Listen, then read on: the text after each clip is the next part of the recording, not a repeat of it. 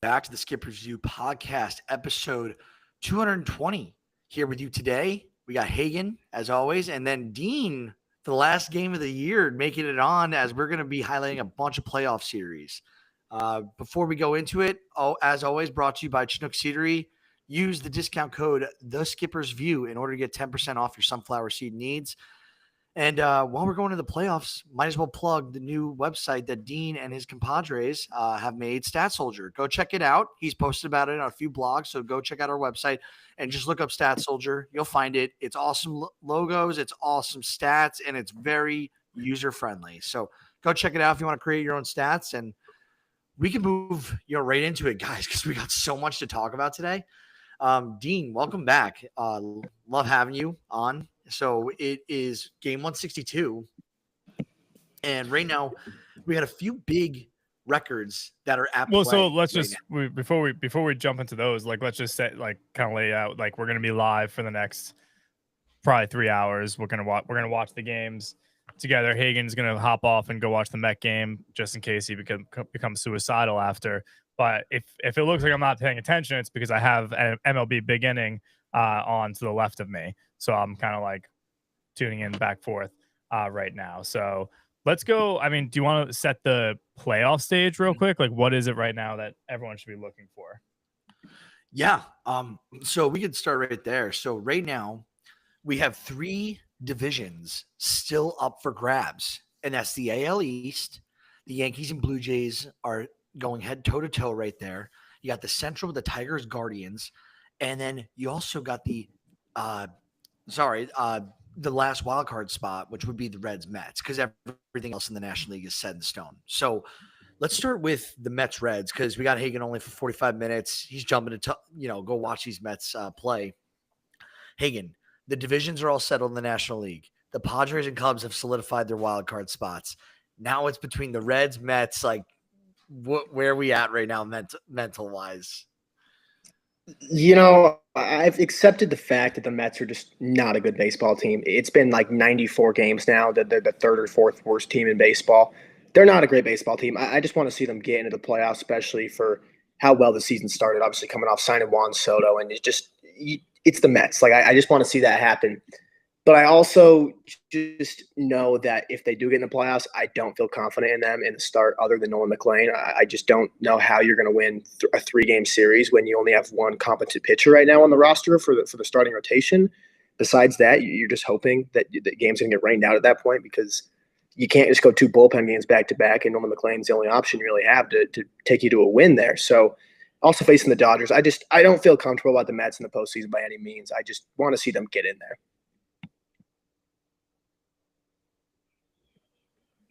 Dean, where are you at with the Mets? I don't care about the Mets. No, I'm saying, what do you think about them? Obviously, your dad and your family, they're all massive Mets fans. So, where are they at? I want to hear your take on this. We're going to be on here for 3 hours. We get it. My sister's getting married. They have playoff tickets, and my sister is getting married during the divisional round. And they initially were going to get a TV set up at the wedding, and now they don't have confidence that they would even make it to the divisional round if they make the playoffs. It's one of the great collapses. I think, luckily for the Mets, the Tigers collapse, which is no longer a collapse because they made the playoffs, kind of distracted people from how bad the Mets were playing. So obviously, within New York, and Mets fans have been suffering for 3 months now, since end of June, Hagen? June 12th. Yeah. So yeah, it sucks. Alejandro Kirk just hit a grand slam, by the way, for the Blue Jays, so they're up 5-1. I don't see the Mets doing much damage in the postseason with the starting rotation that they have. Obviously, they have great hitters. Francisco Lindor, we're going to mention in a minute. Pete Alonso's great in the postseason, or was great in the postseason last year, and Juan Soto's having arguably the best year of his career. I have to look at the overall stats, but the fact that he was close to being a 40-40 player is just hilarious. So yeah, I mean, the Mets don't jump off the page right now for me. I'm watching the Reds, right? And the Reds right now, I'd be afraid of them in the playoffs. I'd be afraid of Milwaukee in the playoffs. I'd be afraid of the Red Sox in the playoffs. The Yankees, not as much, honestly. Had to sneak Boston in there. Well, no, those are the teams that are like on the TV right now. But yeah, I mean, you don't like if the Red Sox get to the divisional round and a team has to go to Fenway, like you don't want to go to Fenway right now. It's electric, and the Red Sox have not even arguably the second best pitcher in all of baseball, and he's gonna be starting game 1 of the wild card. So right off the bat, you should be worried about the Red Sox. You're not, but it's okay. No, I talked about that actually in my last series, like weekly update on the Yankees. Like, we mentioned this on the show as well, Hagen. I said like Boston, New York wild card round is an electric way to start the playoffs. At the same time, no one in New York is begging to play Boston in the wild card round. I could if Yankee fans say bring on Boston, they're lying. They don't want to play Boston, especially like like Dean just said, going to Fenway for a single game. You know, I don't even know how it'd work in the numbers right now, depending what happens. Well, the wild card you just play at the home team. Whoever, yeah, it's all three games there. But right now, I mean, Hagen's gonna be sweating. The Reds are up 1-0 here. Man on second, 1 out on top of the second. It's the Reds win and they're in, right? Correct. Or do they need a Mets loss? No, they own the tiebreaker over the Mets, so all they have to do is to win. They control their own destiny. Or a Mets loss. Okay, so they can win in Milwaukee or a Mets loss. Mets are tied 0-0 right now in the second. So yeah, you're gonna be sweating. I'm not sweating. Red Sox clinched. Really frustrating that it was on Apple TV. I'll come out and just say that right away. I don't know what Major League Baseball is going to do with all these streaming issues. I guess they've made up with ESPN now, because now there's going to be a deal with ESPN. They're making deals with Netflix. They're making deals with more deals with Apple. It's very confusing. But I don't think that when you have something just happened. Is that Masataka Yoshida another home run? No, that's from before. I don't think that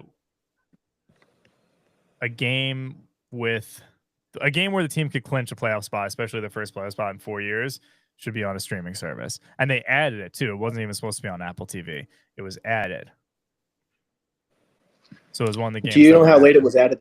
Was it added knowing that they had the implementations in there? I think it was added pretty late because it was Tigers, Red Sox, and Apple had the ability to add like 2 games or something like that. And that was one of the games that they added. I forget exactly when it was, but credit to like Tom Crone and some of the Nesson people. They were like vocal in that they were upset that the game got pulled from them. And Nesson did a pre and post game, which I was able to watch on MLB TV. Like it's just frustrating. Now I have Apple TV, so I was able to watch.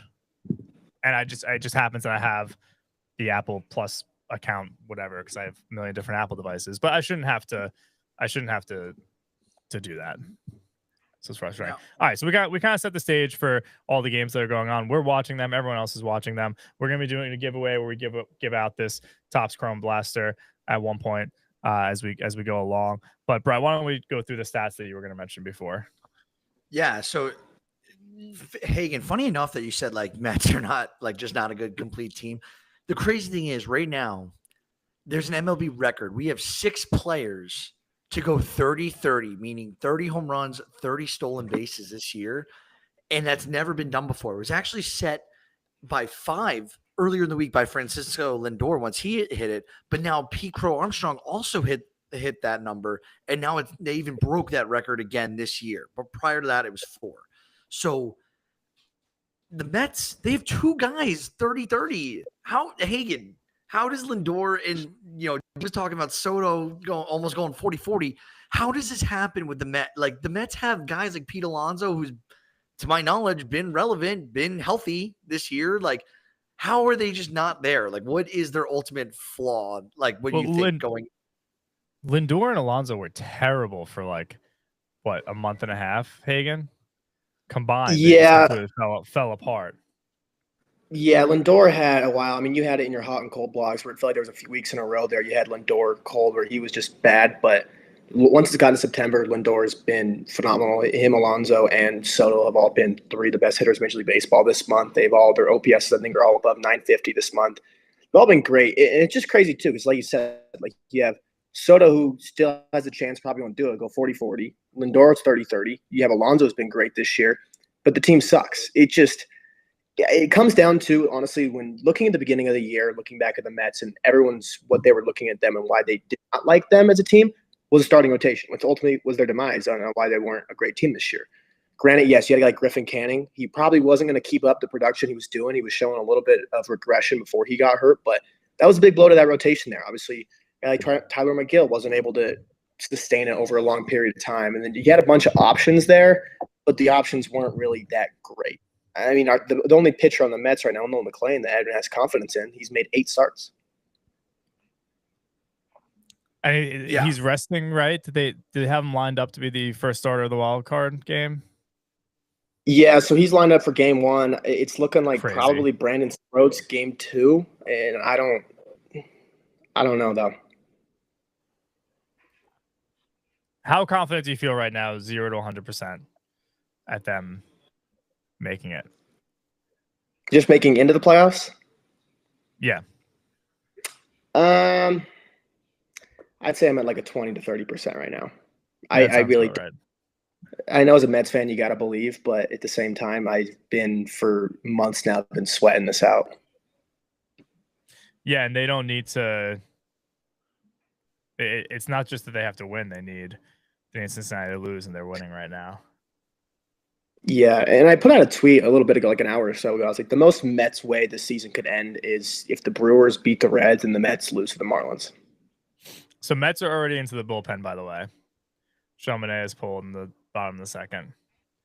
Men on first and second for Brian Navarrete. I thought about spot streaming Chaminade today for fantasy, and I did it last week, and he got crushed. He killed you, yeah.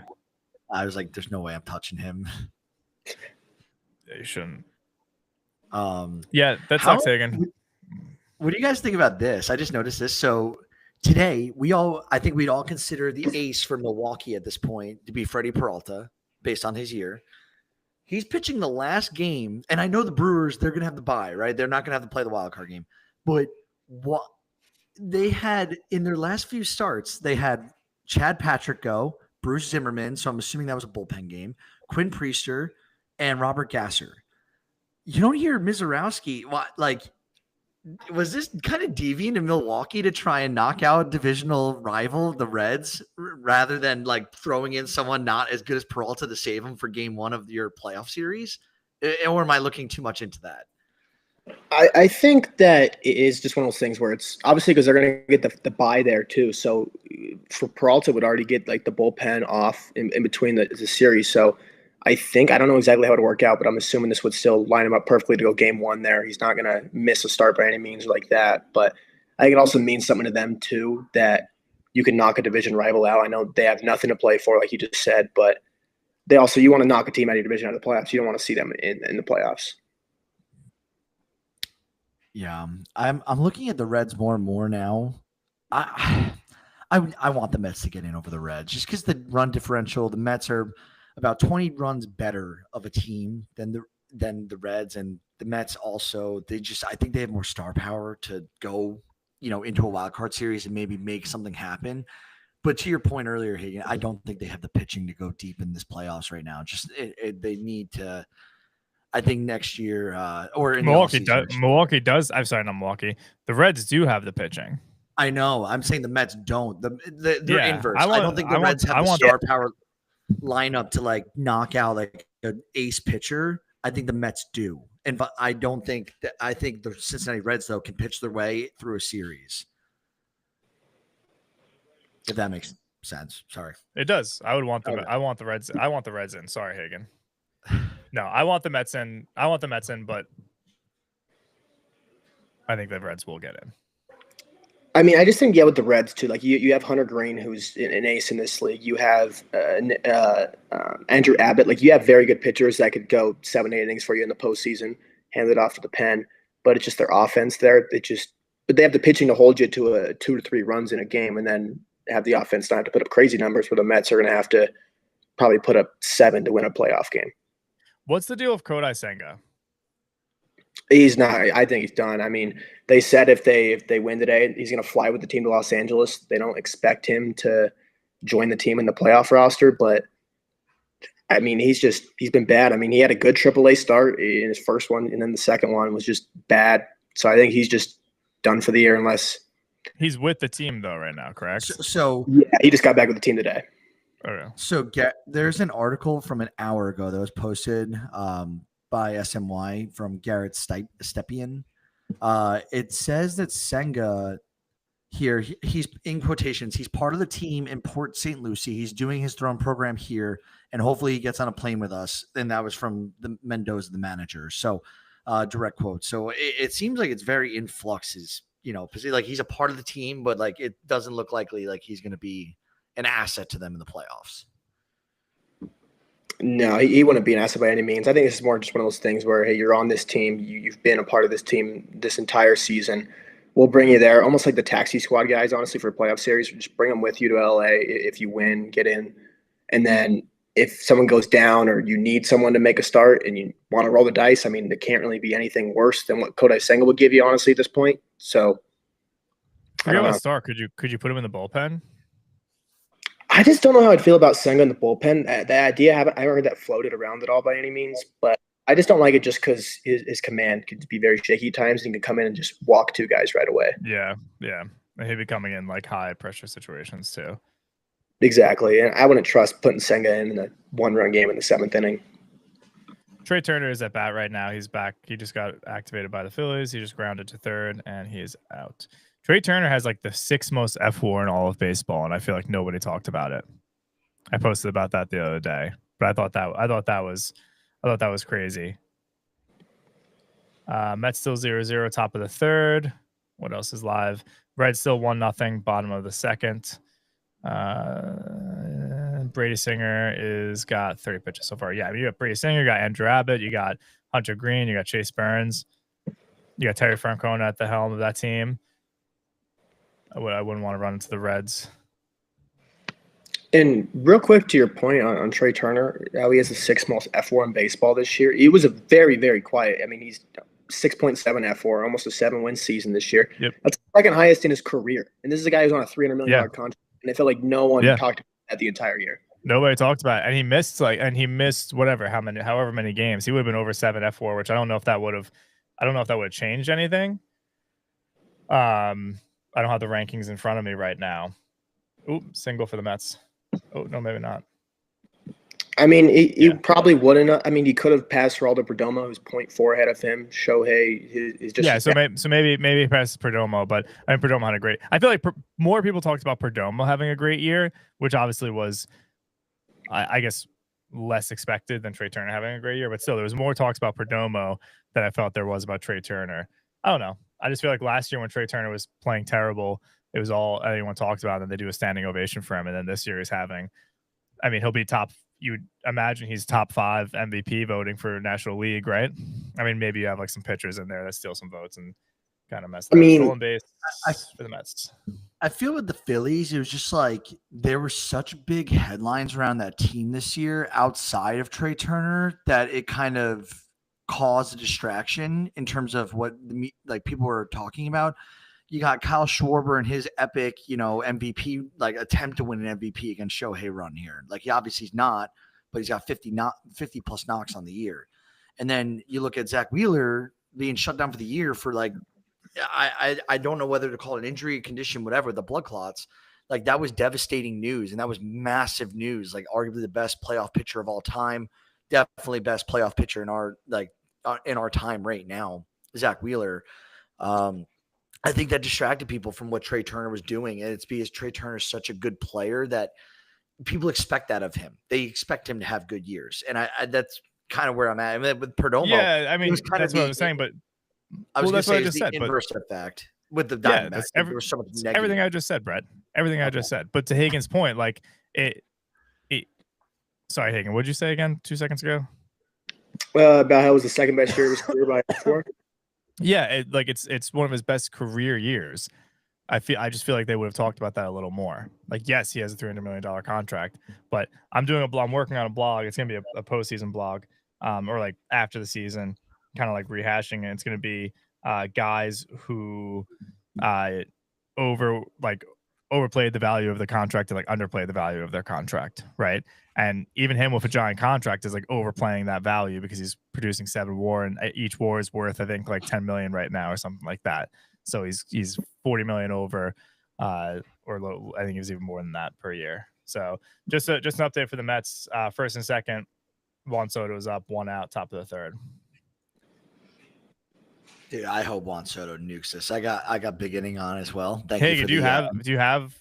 Yeah, I got the on? game pulled up right Okay, here. I was just making sure. Hagen, are you an MLB TV guy? Yes, I haven't watched Big Inning at all. I normally just stick to just one game at a time. I like to kind of hone in, but I do like the idea of Big Inning. I typically do not put on big inning. I put it on if the Red Sox are not on, or in a situation like this, where this is where it's perfect for. This is perfect, and it's like they're focusing on. I mean, thankfully they have the Red Sox game on a lot so far, which I like. Today, Rafael just hit a double to right field, but they've had the Blue Jays, the Yankees, the Mets, and the Reds, which are some of the biggest games right now up. So. Milwaukee has first and third 2 outs of Christian Yelich up right now. And Soto just ground a double play. We need Yelich. I don't have him on a fantasy team, but we need him to hit. I need Peralta to get a W and a quality start today. Badly. Dude, how are you doing? It's tied in the championship right now on Sunday. It's not, and I dominate in hitting stats. He dominates in all the pitching stats. I started 5 guys today. I'm desperate. Did you use all the ads, I'm assuming, this week? Oh, yeah. And I think he used 4 or 5 of his ads as well. I saw him pick up 2 relievers today because he needs saves and holds. And I was like, oh, my goodness. It's a tight one, dude. It's a hell of a championship. All right. Move on to the next thing. Let's talk. All right. So we talked about the Reds, Mets a lot already. Let's talk about the AL East. So the Yankees, they're currently playing. I believe they're up 1-0. They just came off the screen on big inning. Yeah, it's 1-0 against the Orioles. They're fighting for the division, and them going to win the AL East gets them out of playing a wild card series essentially with Boston and would be Toronto. The other AL wild card will be decided between the Detroit Tigers and the Cleveland Guardians. Hey, I'll start with you. Who do you not want to play in the wild card series if you're the American League? And you got like 5 options as of right now between Detroit, Cleveland, Boston, Toronto, and New York. I would say probably Toronto and Boston would be the 2 I don't want to play. I think Detroit be right now the easy option on who you would want to play the most there. Obviously, Cleveland, I know they've been one of the hottest teams in baseball the last month or so, and they've gone on this crazy run, but I just also think there's just other teams I'd be more afraid of than Cleveland. I know everyone talks about Judge in the postseason, and he's not Aaron Judge. Aaron Judge is still an above average hitter in the postseason. No one wants to admit the fact that he actually is when you look at the numbers. Nope. Even though you got Giancarlo Stanton, who's been amazing this year. Judge obviously just put up his 3rd 10 WAR season. The Yankees have some good options there in the rotation as well. And then Toronto, obviously, I know it felt like the sky was falling, is what the manager came out and said a few days ago, but that's honestly a good team. I mean, you can go Gosman game 1 there. I mean, there's a lot of good options there, but I think Boston probably be the scariest for me, honestly. I've also been a big Boston believer this entire year, even with the injuries there. But I think probably Boston and Toronto be the 2 I don't want to face. I was just say for me, just as an American, like a guy who is supporting a team who could possibly be playing in a wild card series, I think Boston and Detroit are actually the 2 teams I don't want to play. And the reason why I say that, I think their aces are so shut down that I don't want to lose an automatic game 1. I think coming back from a game 1 in a series, like if you throw Crochet or Scooball out there, they are going to lock your team down and it'll be a devastating game 1 loss. They're almost automatic at this point, both those guys, when you throw them out there at the mound for a quality start, a ton of strikeouts, and like no one's getting real great contact off either of those 2. So those would be my 2. And Dean, I know your Boston we know is scary. Who else are you looking out for in the AL? In the American League? Like who do you not want to play in the besides Boston, the wild card? So I guess in the first round, so for the wild card, the Red Sox if the postseason started right now, they'd be playing the Yankees, I believe. Correct. And they actually just put that on the screen. I wouldn't want to face all of the 3 teams for the wild card. I don't want to face Cleveland, frankly, just because they're the hottest team. I don't love the idea of going into Yankee Stadium. I think being that the Red Sox just beat the Blue Jays or won the series against the Blue Jays in Toronto, I'd have no problem going back there. I don't want to go to Cleveland or New York. So, because the Red Sox don't have home field advantage. Home run for Baltimore. Oh, and home run for TJ Friedl for the Reds. Reds are up 2-0. That's not good for Hagen. Not good for me either. Yeah, Jordan Westbrook home run. Yeah, bad for both of you. Jordan Westbrook home run to right field for the Orioles. So Toronto's up 5-1. You got first and second, 1 out in the top of the third for the Rays of Junior Caminero at bat. So a lot going on right now. Yeah, whoever wins the AL gets home field advantage through the ALCS. So they get home field advantage for the playoffs. Which team do I want to? Would I prefer? Like, I'd rather just go to Toronto. Like, I'd rather be playing in Toronto than in New York. So I want Toronto to win the division, and then I want us to play the Guardians in the wild card. I think real quick on Brett's point on not wanting to face Detroit. I think obviously like they're the worst team. I think everyone would say that right now in the playoffs in the American League on who's going to get in there. But the fact too, where you're going to have to face School game 1 and you're likely, I mean, obviously anything can happen. He's not a guaranteed win by any means, but going down 1-0 is scary because then anything can really happen. And what if your bats go cold for a day and then your season's over? Yeah, very true. Mendoza just pulled the pitcher. So he's just going anytime someone's struggling. I mean, you got to do that at this point, honestly. All hands on deck. 100%. Oh, no, Brett. What? Oh, no. Another home run for the Orioles. Home run. Back to back. Gunnar Henderson. I mean, this is what happens when your right field short porch is like 10 feet deep. Little League Stadium. Yes, Hey. that home run is. I will check it. It was 355 feet. It's a home run in 2 30 stadiums: George Steinbrenner Field and Yankee Stadium. That's my guess. Maybe one other. Maybe Pittsburgh. What do you think are the? I don't know this. Do you guys know this off the top of your heads? The average like left field, center field, right field in MLB stadiums. I would imagine center field is like somewhere like average 405 to 425 feet, right? 425 is deep. I was gonna say I think Yankees is 408 center field, and then I'd say 370 both the opposite ways. In most parks, do you guys know that, or should we just look it up since we have technology? I think you just asked ChatGPT. Average. I would assume like average dead center is. I mean, this is what I'm seeing. It's got to be at least 400 dead center, and it's got to be at least 325 to the foul poles. Okay, yeah, I see that too on my first search. What is Boston's in the pesky pole? What is? Yeah, it's not. It's 310 to left and like 290 to right. So it's not, those dimensions are. Maybe those are new rules. You're saying that's a rule, Hagen? I mean, that's just what came up. The first thing that came up when I looked it up, but it's not a great source. Yeah, so it's not 290. Maybe it's definitely 310 to left, and then it's probably like 300 on the dot for the pesky pole. There's actually, according to this AI search, there's no rule on field size. There's no single rule that dictates the exact size of a major league baseball field. So I didn't. Well, no, they're definitely. I bet you Boston's able to keep it like that because of the Green Monster, though. Like it's not like 290. It's like really you have to hit the ball 350, 360, get it out. No, you could do a 310-foot pop fly and it just barely get out, technically. Yeah, I guess. And then we've seen the pesky pole come into play a lot more this year than in previous years. I mean, that Rafael walk-off he had. Yeah, and we had a Trevor Story home run that the right fielder, I think it was Big Christmas, like caught it, but then it kind of came out of his glove and like hit the foul pole and then went back into his glove, but it was considered a home run because it never hit the ground. Mets are out of the inning, by the way.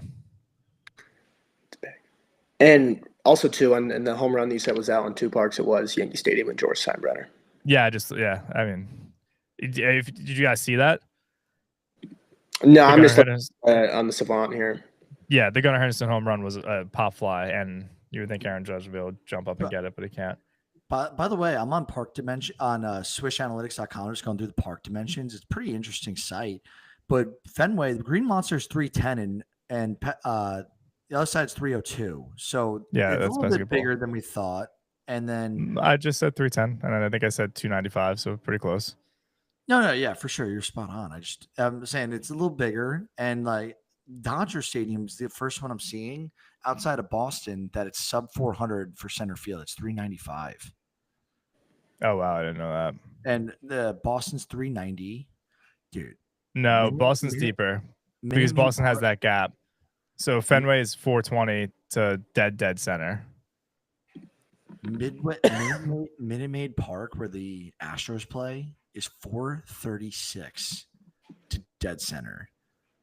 And they used to have the runway up.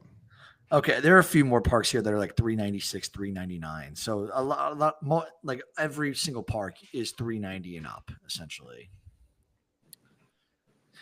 Red Sox just gave up a home run. Yankees just did. Oh no, that's Rangers, Cleveland. Never mind. Did they get him? I'm hoping they did. I started Logan T. Allen as well today. I got a lot of pitchers on the line going right now. I got Kershaw going, Shane Smith going, Peralta going. Yankees are out of the inning. All right, what's the next on the agenda? Let's keep going. Let's talk about the. I guess we could talk about the Central, the West. The Dodgers, they clinched. I think it's their 12th NL West title in the last 13 years. Pretty exciting stuff. Dodgers were looking at a wild card matchup against the Mets a few days ago. They won the division. Now you got the Padres. You got Padres, Brewers, Dodgers, and then you also have in the West the Cubs, Reds, Mets all in play right now. Who in the wild card? Because you know it's going to be the Cubs, Padres. Who do you not want to face? Hagen, we'll start with you. If you're, have to play a wild card game or a wild card series, I should say. I wouldn't want to face any of those teams there. I think the Cubs and the Padres matchup is going to be a very good one. I would probably lean Padres, but the Cubs can be scary too.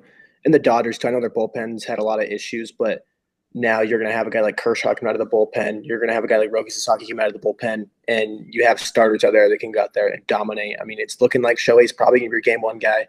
Blake Snell, he's going to give you 5 really good innings when he goes out there, and their offense can just mash. So I just think I would honestly say at this point, I think the Dodgers are going to win that series no matter who they're playing, the Reds or the Mets there. But the Padres and Cubs, I think it'll be a very good series. Jackson Chourio just hit a deep double against Cincinnati. No outs against Brady Singer here in the bottom third. Maybe Milwaukee can turn this game around.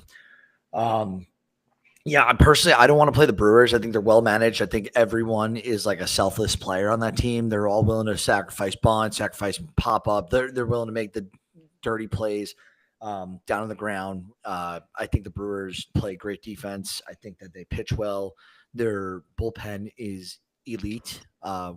With Uribe and guys like Jaron Kaning in there, they're very good. I don't know. I don't want to play them. And then the Padres, I think they have the best bullpen in baseball. So I don't want to play them either because in any game where their starters get in a pinch, I think they can get bailed out by their bullpen with guys like Jeremiah Estrada. Mason Miller is a absolute animal. Milwaukee just scored. Bryce Terang double to right. Jackson Chourio scores 2-1. Terang is on second with no outs. Ooh, exciting stuff. Huge. That is huge. That's huge for Hagen. And as we said that, Brandon Nimmo just got on first base. So you got man on first, 1 out for the Mets in the top of the 4th. Red Sox are losing 3-1.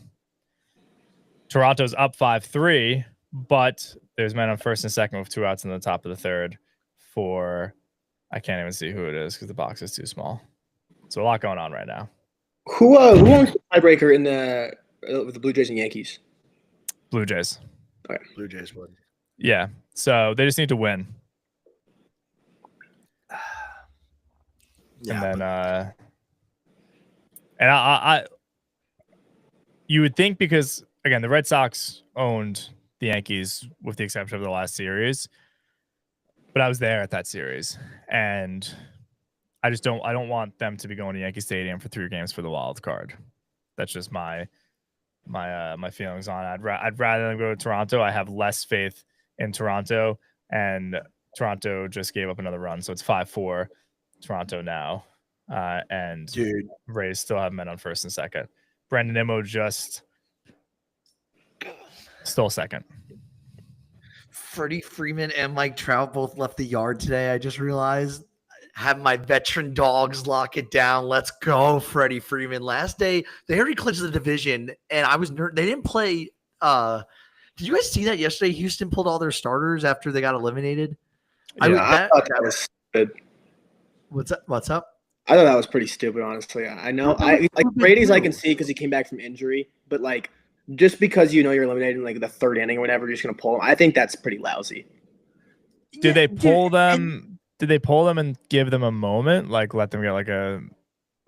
Not that I saw. Or they like pull them in between innings. If they pull them in between innings, that's lame. They all got like one at bat and then pulled them all, like out, which hurt me a lot in fantasy. I didn't expect that to happen, but yeah, that was kind of lame. I thought so, especially for the fans who paid to be there, thinking like this is an elimination game. You just called it quits. I know you were eliminated. They were eliminated. So I get it. I get it. It's still lame. If they were in Houston. Let me pull that up. If they were in Houston, like they gave them a moment to like walk off the field and get they're at Los Angeles right now. Oh, all right. So major lamey. Bryce Strang moves to 3rd. You got 2 outs now. Safri just grounded out. It's a shame for Sam. And Blue Jays get out of the inning. So 5-4 going into the bottom of the 3rd. Clayton Kershaw is throwing a little shutout here. That's cool. He's not on the wild card roster. I saw that. Did you guys see that? Who's not? Clayton Kershaw. But they are the Dodgers the team that oh yeah, that would make sense. They just clinched that they are the team that has to play the wild card behind Brewers and Philly. That is weird. They don't have Kershaw on the wild card roster. He's pitching today. I get, yeah. I don't know. What do you think about that? I mean, that's kind of weird. Double check real quick. But that's what I saw. Wouldn't you think that they might want him on the roster just as like a bullpen piece? I mean, if he's pitching today, then I can see why he's not on the roster. But I mean, especially if Sasaki looked good coming back there too. Especially in the wild card, it's only 3 games, and I think the Dodgers probably feel confident that they could be either the Mets or the Reds in 2. I think you would be fine and bring him back in the DS if you want. It would just be like my only concern. I think it's actually smart, that's strategic, because it's like if he's pitching today and I see he's already pitched, he's in the bottom 3rd and he's pitching well. 2 strikeouts, no earned runs so far. If he goes like 4 or 5 innings, I get it.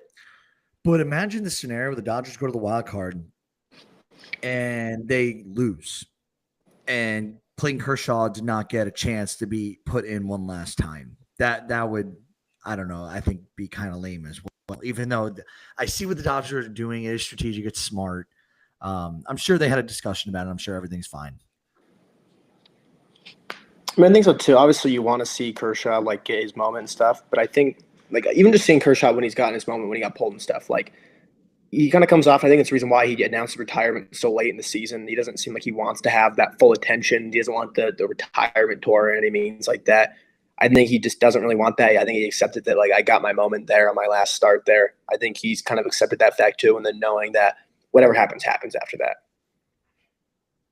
Yankees just tied the game. They got men on first and second with no outs in the bottom 4th with John. That was John Stanton that just knocked him in, actually. So Austin Wells is coming up to bat. I'm just kind of like showing the people who are watching the games right now, which I'm sure people are tuning in all these games anyway. So games that matter, right? That have kind of implications. So Tigers and Red Sox don't matter, or I think the Tigers. No, I don't think it matters. Matters for They're both seeding clinched purposes. anyway. It has seeding purposes, right? Correct. So Tigers are up 3-1 there. Orioles and the Yankees are tied 2-2. Men on first and second with Austin Wells up. Big implications there. Mets Marlins tied 0-0 right now, bottom of the fourth. Obviously, there's implications there. Blue Jays Rays 5-4 right now in the bottom of the third. Blue Jays lead. Top of the fourth for the Reds and Brewers. Reds still lead 2-1. They need to win to get in, or Mets loss, I believe. Mets need them to lose if they want to get in, and I think that's it, right? Just then it's just the Mets and Marlins that I already mentioned. Am I missing anyone? I don't believe so.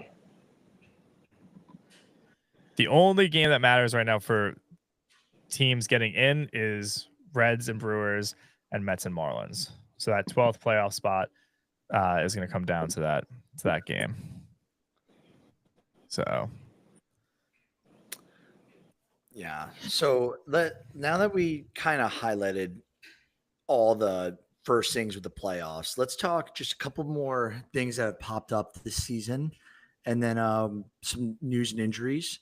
And then we'll go right back into the playoff talk while we follow these games because we all got big inning on. So one thing I was looking out for, I don't know if you guys caught this.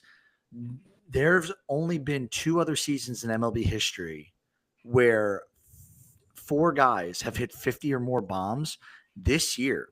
Cal Raleigh's at 60, Schwarber's at 56, Ohtani's at 54, Judge is at 53, and Eugenio Suarez, lucky number 5, is at 49 right now. If Suarez hits a home run today, it will be the first non-steroid error for this to happen. I think the other 2 years were like 98 and 2002, and it was like Sosa, McGuire. Like I don't have that list in front of me, but guys, how insane! Do you think there's some with the balls? What like that? There's 5 guys now hitting 50 plus, or do you think this will be in question at all, or is this just like where we have a great baseball going on?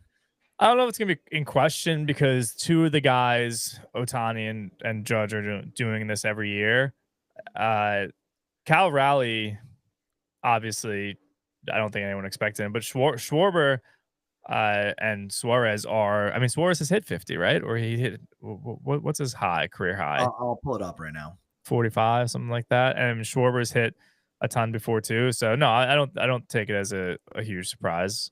The 30-30, all the 30-30 players, even again with the new rules, I think that's more shocking than the 50 home runs. And again, everyone's going for home runs now.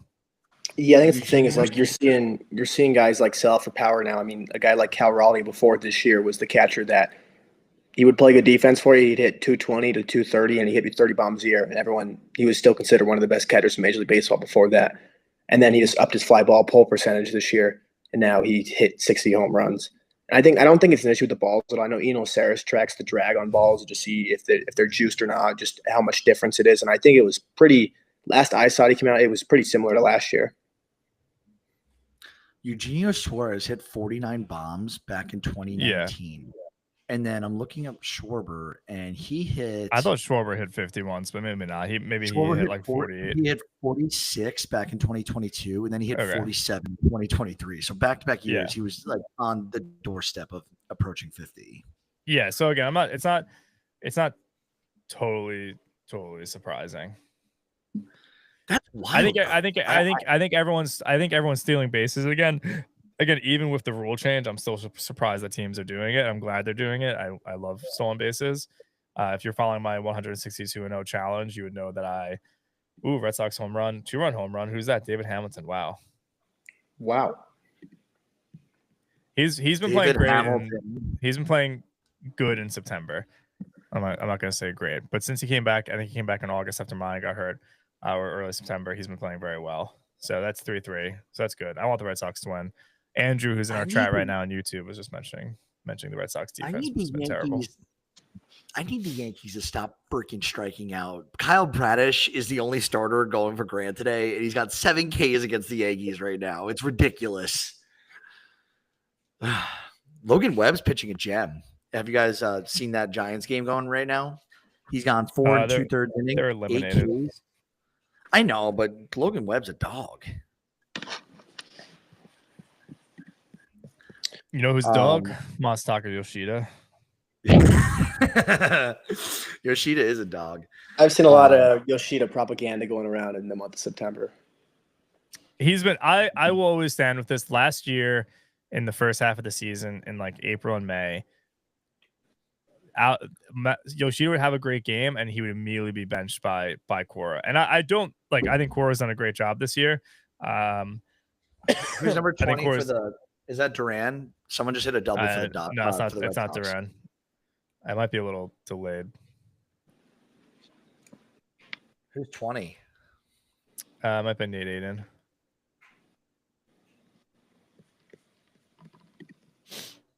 It was a double?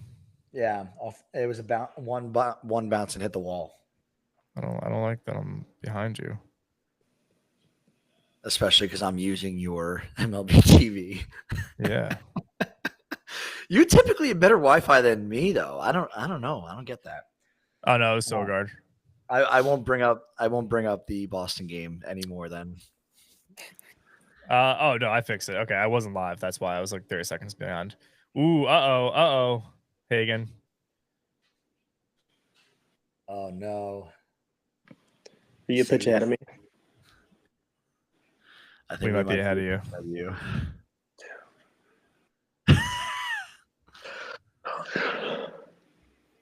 Kyle Bradish now scores. Bradish needs to chill.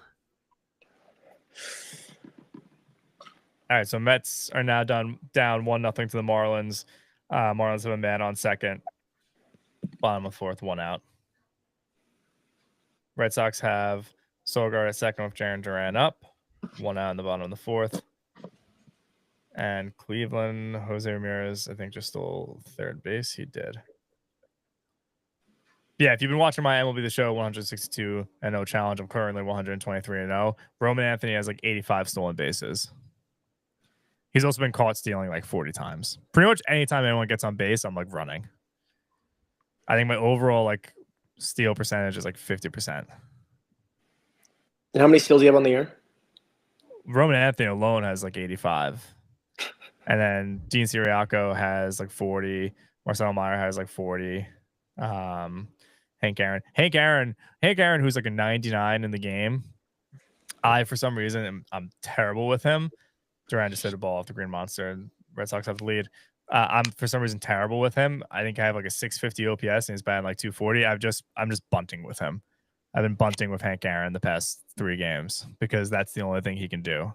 I don't know why it is. Everyone else I'm great with, but for some reason with Hank Aaron, I'm terrible. I've benched him a few games. Ted Williams, I've been great. Ted Williams been like 350. So Bro was asking before. I will go undefeated in the regular season, but if you remember when the World Series comes, I have to make the opposing team all 99 overalls. I think I'm gonna have trouble when that happens. And you said you're gonna try to line it up for when the actual World Series is going on, right? Yeah, I'm gonna line it up for when the actual World Series happens, which I will be able to do. So, if you had to equate the difficulty level of like what you're facing pitching wise, like are we versing like a Tarek Skubal on the mound every night, or are we versing? No, like not right now. I will be when I get to the World Series. Right now, it's like I'll face a good pitcher like every 5 games, and then I just have to be very, very, very like I play like small ball. So I changed to, if you play MLB The Show, you can hit like X for power, A for balance, B for contact. I go like contact, bunting. I'm very, very cautious when I went up against Max Fried a few games ago, and oh man. Dude, I need Kevin Gausman to not be a bum right now. I was waiting for Hagen's reaction. Of course it's Ryan Stanek too. Of course it's Ryan Stanek, who's been the worst for this. Oh, so right now you have Milwaukee as a man on third, 1 out. Okay, bottom of the fourth. They just got sacrifice fly to center field. So it looks like Milwaukee and the Reds will be tied, hopefully, which is good for the Mets. Mets are currently down 2-0. I don't even know who that was that hit that. If you ask me to name like 5 Marlins players right now, He almost fell off second base. Did you see that? Yeah. Hanley Ramirez, Miguel Cabrera. Augustine. The utter disregard for a team that's not Boston. You named a guy that played when we were like in 8th grade, and then Miguel Cabrera. Yeah, I'm with you. I have never heard of that dude who just hit that ball in my life. What was the last name? Let me look it up here. I couldn't. I'm not going to try to pronounce it because I'm just going to butcher it. I'm going to pull it up. I might know who it is. That's funny.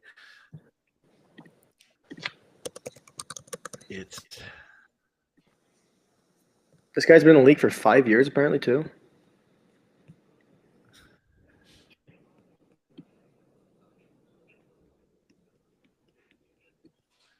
Wagaman?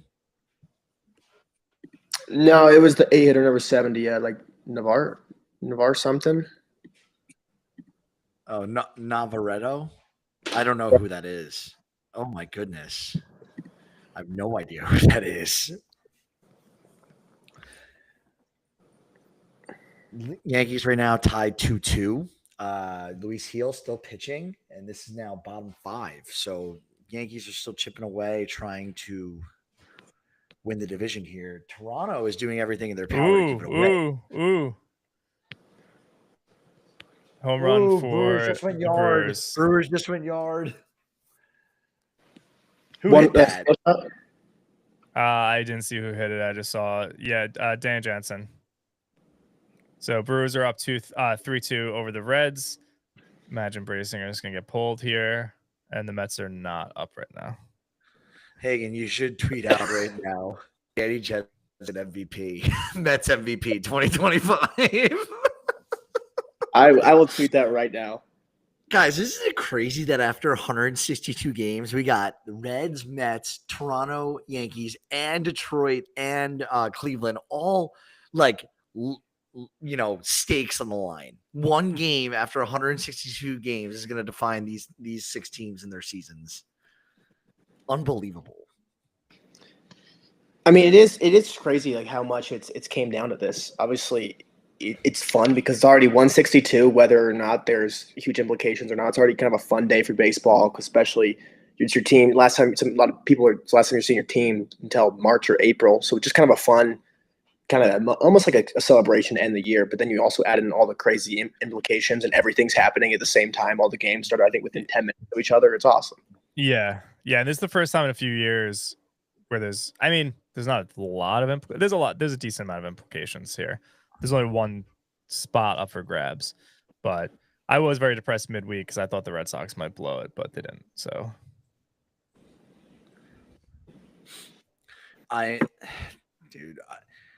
who is the one team this year that took you guys most by surprise, whether it was good or bad? Like, what team were you genuinely interested in that was not a team that is your, like, Dean, I don't want to hear you on Boston, and Hagen, I don't want to hear you on the Mets. What was the one team? I was very heavy this year on the Atlanta Braves. I was very adamant that the Mets were not going to win the division because of the Braves. I didn't think of the Phillies. But obviously, their thing was more injury related, I feel like. But also, too, they had a lot of bad play early on in the year. So I was very disappointed with them. Like, I know, like, these collapse teams are going to get seen as the most disappointing. But I think the Braves, for where everyone saw them at the beginning of the year, got to be the biggest disappointing team for me. Are we saying disappointing first? Sure. Yeah, we'll start with disappointing. Disappointing, I would say. I don't want to say the Braves because Hagen just said the Braves. I would say the Orioles probably, even though they had a relatively low expectations coming in, I guess, because they really did nothing in the pitching department. They lost Grayson Rodriguez and he wasn't coming back. But still, for them to be whatever it is, like 10, 12 games under 500, I would say disappointing for me is the Orioles. Exceeding expectations, I'm going to take the easy one, which is the Brewers. I mean, the Brewers have the best record in baseball. So, yeah. and they're probably going to win. The Brewers are really hard not to follow as like the team that really, proved all doubters wrong. With the Mizorowski story, Churio coming into his sophomore year, he didn't even have like a fantastic year, and he's still been good.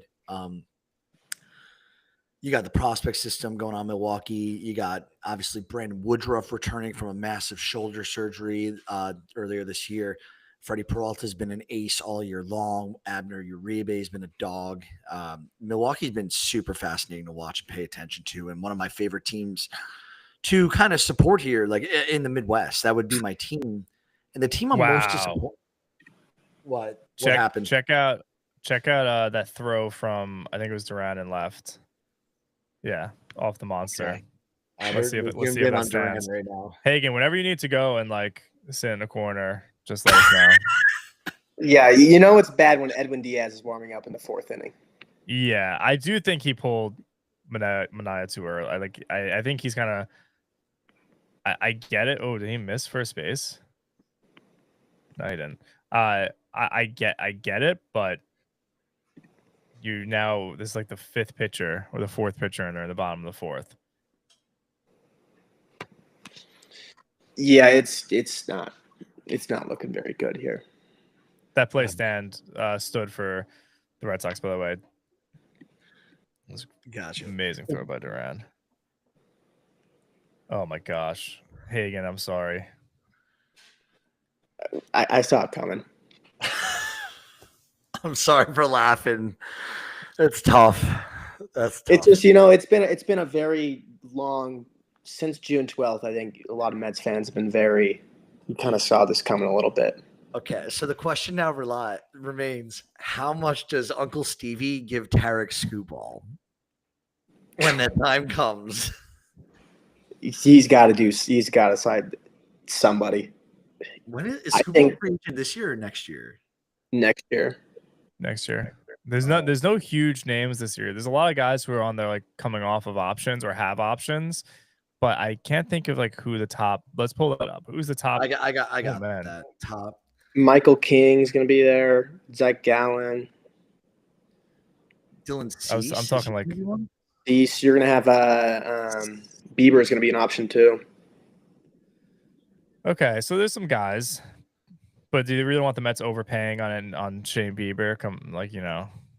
I think like what David Stearns is going to do, honestly, he's not going to sign any of these guys to these $300 million deals. Like he's not going to do that unless there's a Paul Skeens in the market. I think he's just going to offer guys we'll give you a 2 to 3 year deal, but we'll just throw you a higher AAV than other teams are going to give you. Dude, I think the Mets would actually go after Framber. He's 32 years old. Exactly what you said. To give him a high AAV, Hagen, 3-4 year deal. And I think Framber, there's a lot of like big personalities in the Mets clubhouse right now. I think he would fit along as, I think if you keep Alonso, I think adding Framber would do no clubhouse damage. I think Alonso is like a good peacemaker for the Mets. I think he does a solid job of keeping the team kind of unified and together. Hey, would you say Framber would fit in New York, or do you think he has too big of a personality for New York? No, I think he would fit in perfectly in New York in that locker room there. Obviously, it's a very like Dominican, Latin, just big locker room there in that sense. I know that's like the reason why like Soto's really like that since he's gotten there. Obviously, they're a big family organization there. It's a really good locker room there, but I think he'd fit in there pretty well. Would you want the Mets to go after Ranger Suarez?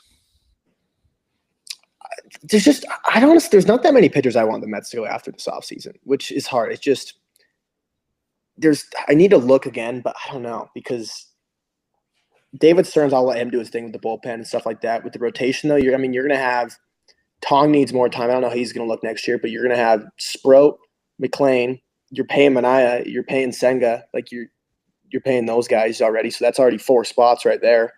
And then you have other pitchers. Like if Tong comes up, I assume they probably want to go to a 6-man rotation. So there's only like 1 or 2 spots open in that rotation. And I think you have to go out there and get a solidified guy. Are you kidding me? What? I think the Giants just pulled Logan Webb after 5 1/3. Brett, like, are you surprised? They're eliminated. He's their top pitcher. They're not going to leave him out there. Just let him get the quality start, though. He's 2 outs away. Okay. What is that? Yeah, you're overreacting. I needed him. Oh, no. He top 6. Rockies are up. So we got It doesn't show another pitcher, but it says Mets he's out down of the game. 4-0. Baltimore, New York is still tied 2-2. Detroit up 4-3. Red Sox up 4-3 on Detroit. And where's the other game? Blue Jays are up 5-4 on the Rays. And I need to find the Guardians. We need to check that as well. Guardians down 4-3. Okay. Yeah, I don't want the Red Sox playing the Guardians. Hagen, go. I want to say real quick before I hop off here, I just on like just teams that have surprised us this year. I think Toronto is one that's really surprised me this year too. I think it was literally until the deadline. I multiple times was saying they should sell at the deadline. They're not going to make the playoffs. They're not going to win in the playoffs. And obviously they've shown me very wrong on that sense. I mean, they're projected right now to be 94 wins, whatever they finish with now. But at the beginning of the year, they were projected to be a 500 ball club by Fangraphs. So, I mean, that's a great turnaround from Toronto. I don't know if anybody really saw them having the capability of even taking the 1 seed in the American League, which I think it's awesome. Yeah, no, I agree with that. They're probably going to win they're set up right now to win the American League and have the top seed. Is there a play? So we're doing exceeding expectations and disappointment. Before you leave, is there a player that exceeded your expectations and then the player that disappointed you the most? Someone who really disappointed me this year was Elly De La Cruz. And I know he's still a young guy and everything, and he gets a lot of attention because he's a very marketable player like that. But I know he's heated up lately, right when the Reds need him, but he just wasn't that great. I mean, I posted his splits multiple times this year. He can't hit left-handed pitching. Like, he is an awful hitter against left-handed pitching. I mean, this year as a whole, I mean, he's a 108 WRC plus hitter. Still 4 WAR, which is still very solid. Yeah, but Elly De La Cruz being close to a league average hitter, that's very disappointing to me, honestly, especially when every year now he's going to be a guy who comes to the league and they're going to say he has a chance to win MVP. Yeah, but you know what? Like last year, it's not like he was that. I mean, he was above average, but it's not like, I mean, his OPS plus last year was probably like 115 or something. It wasn't like it wasn't out of this world. The thing last year that with Elly De La Cruz, and it's the same with O'Neal Cruz, is they're like StatCast darlings. And Elly also was like, he stole like almost 70 bases. And I think this year he's stolen like less than 40. So I do agree with that. Elly definitely disappointed.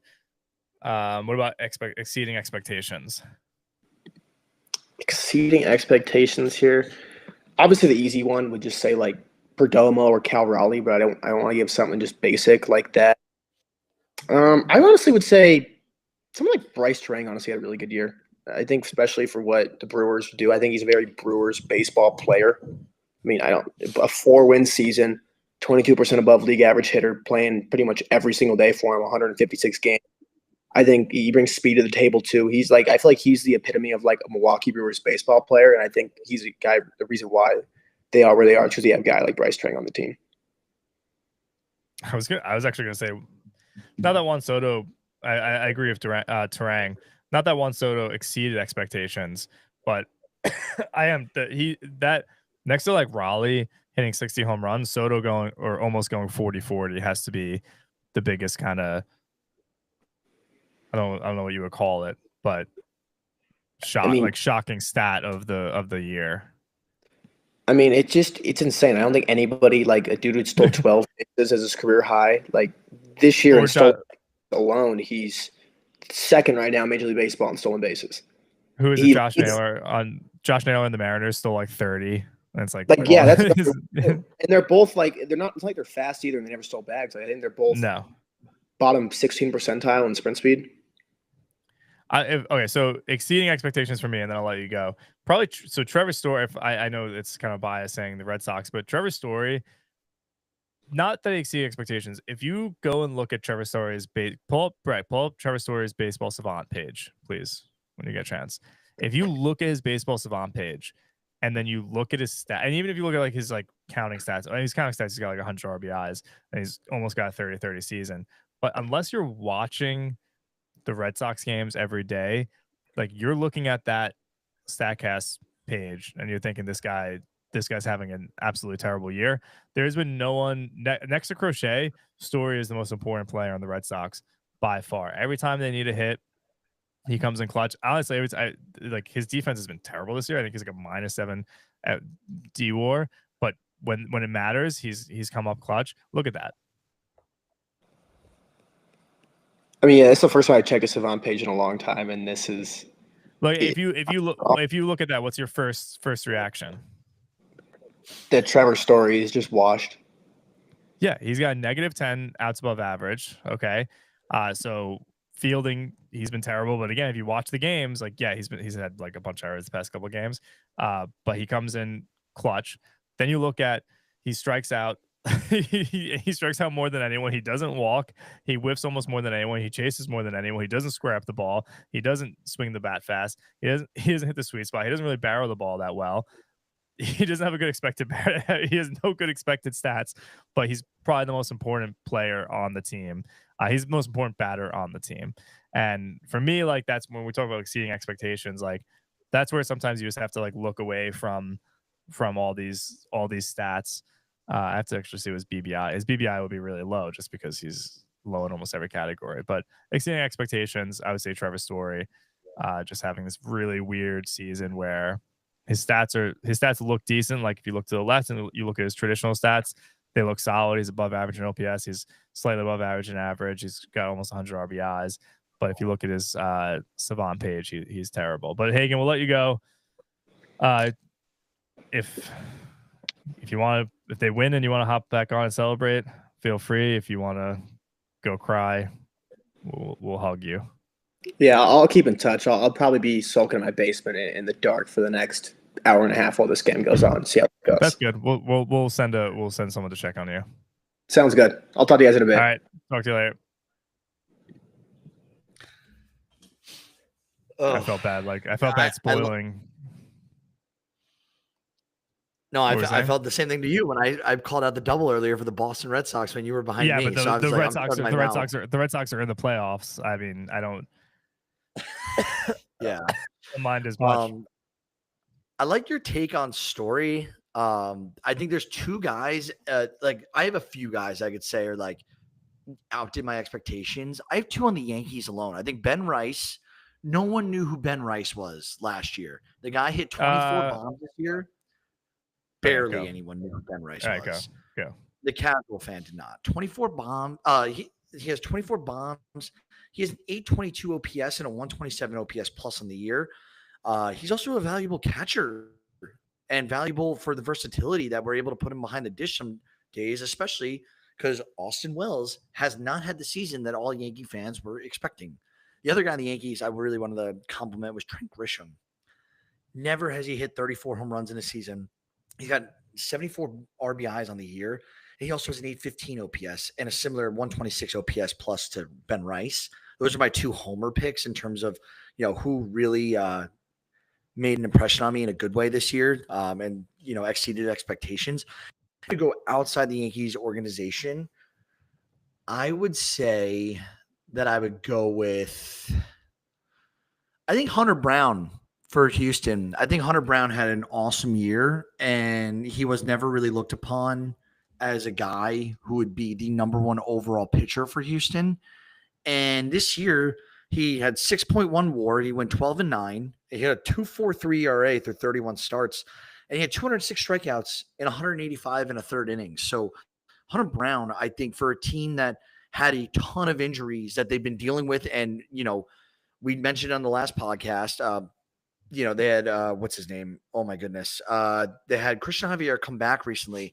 Luis Garcia came back and then immediately got another surgery on his elbow, and we thought that was going to be a veteran arm to complement them on their playoff run. And how the turntables, we got Houston eliminated, and they're now looking to free agency where Framber is probably going to be on the chop block for them because they're not going to pay him.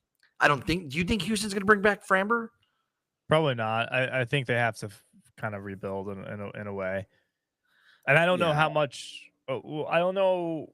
I don't know how much the team was bothered by the whole situation where he psyched out the catcher. I don't know how he's viewed in the club. Like, I don't know. So like I'm not insinuating anything. I genuinely don't know how he's like viewed within the clubhouse and whatnot.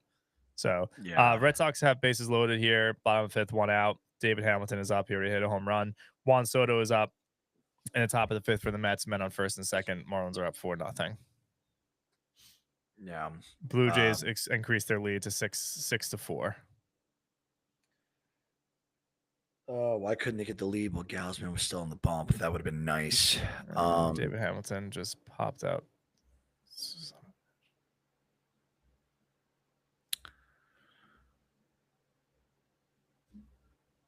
Shane Smith was also someone who really exceeded expectations. Starter for the White Sox, sub 4 ERA in the year, 1.24 WHIP, but he went 140 innings. He had 137 strikeouts, and he had started 28 games. So he was consistent all year for the White Sox, it felt like, and someone who is really going to be one of the staple pieces during this massive rebuild that the White Sox are, currently undergoing. They have a long way to go, but Shane Smith was another guy that really stuck out to me this year. He was like a solid option to pick up off waivers and free agent in fantasy baseball all year long. That's fair. One guy, and you know what's funny? Hagen stole my one. I was really disappointed by Ellie De La Cruz this year as well. I thought he would just be so much better. I just think that Ellie De La Cruz and O'Neal Cruz are very data darlings. They're StatCast darlings. O'Neal Cruz way more than Ellie De La Cruz, but Red Sox just left the bases loaded. Mets have the bases loaded, so we'll jump over to that. That's not what I want to do. We need Shane Smith to come back in for the next inning too. Why? For your? I need a quality start. I'm down one. Pete Alonso just flew out to left field. His face, he can't believe he caught that. Was it that hard of a play? I'm just looking at his face now. He ripped it. I don't know. I don't have the. I'll pull it up on StatCast for Savant real quick. He ripped that ball, but it was right to him. Let's see. Yeah. 115.9 miles per hour. 780 expected batting average. That's the face you're going to see. What were you saying? I was going to say we're going to announce the winner of the Tops Blaster in 15 minutes. Awesome. Who's the big card you want to get in the Tops Blaster, or several? I'm sure there's several big cards. Is there anyone notable or any like who that hasn't? I would have to see who hasn't been pulled. Okay, who are some of the names though that like even if they might have been pulled? What was included in Tops this year? That was like the big cards that hit there. You have the Roki Sasaki rookie. It's not as good as a checklist as last year. So Roki Sasaki, Jacob Wilson, James Wood are probably the biggest. I think the James Wood Superfactor auto was already pulled. I mean, there's plenty of other good stuff you can pull, but they also have like special autograph cards where, like, I don't know if you remember the logo mans from last year's World Series. Mm-hmm. They did like gold logos on the jerseys. Those are in this set.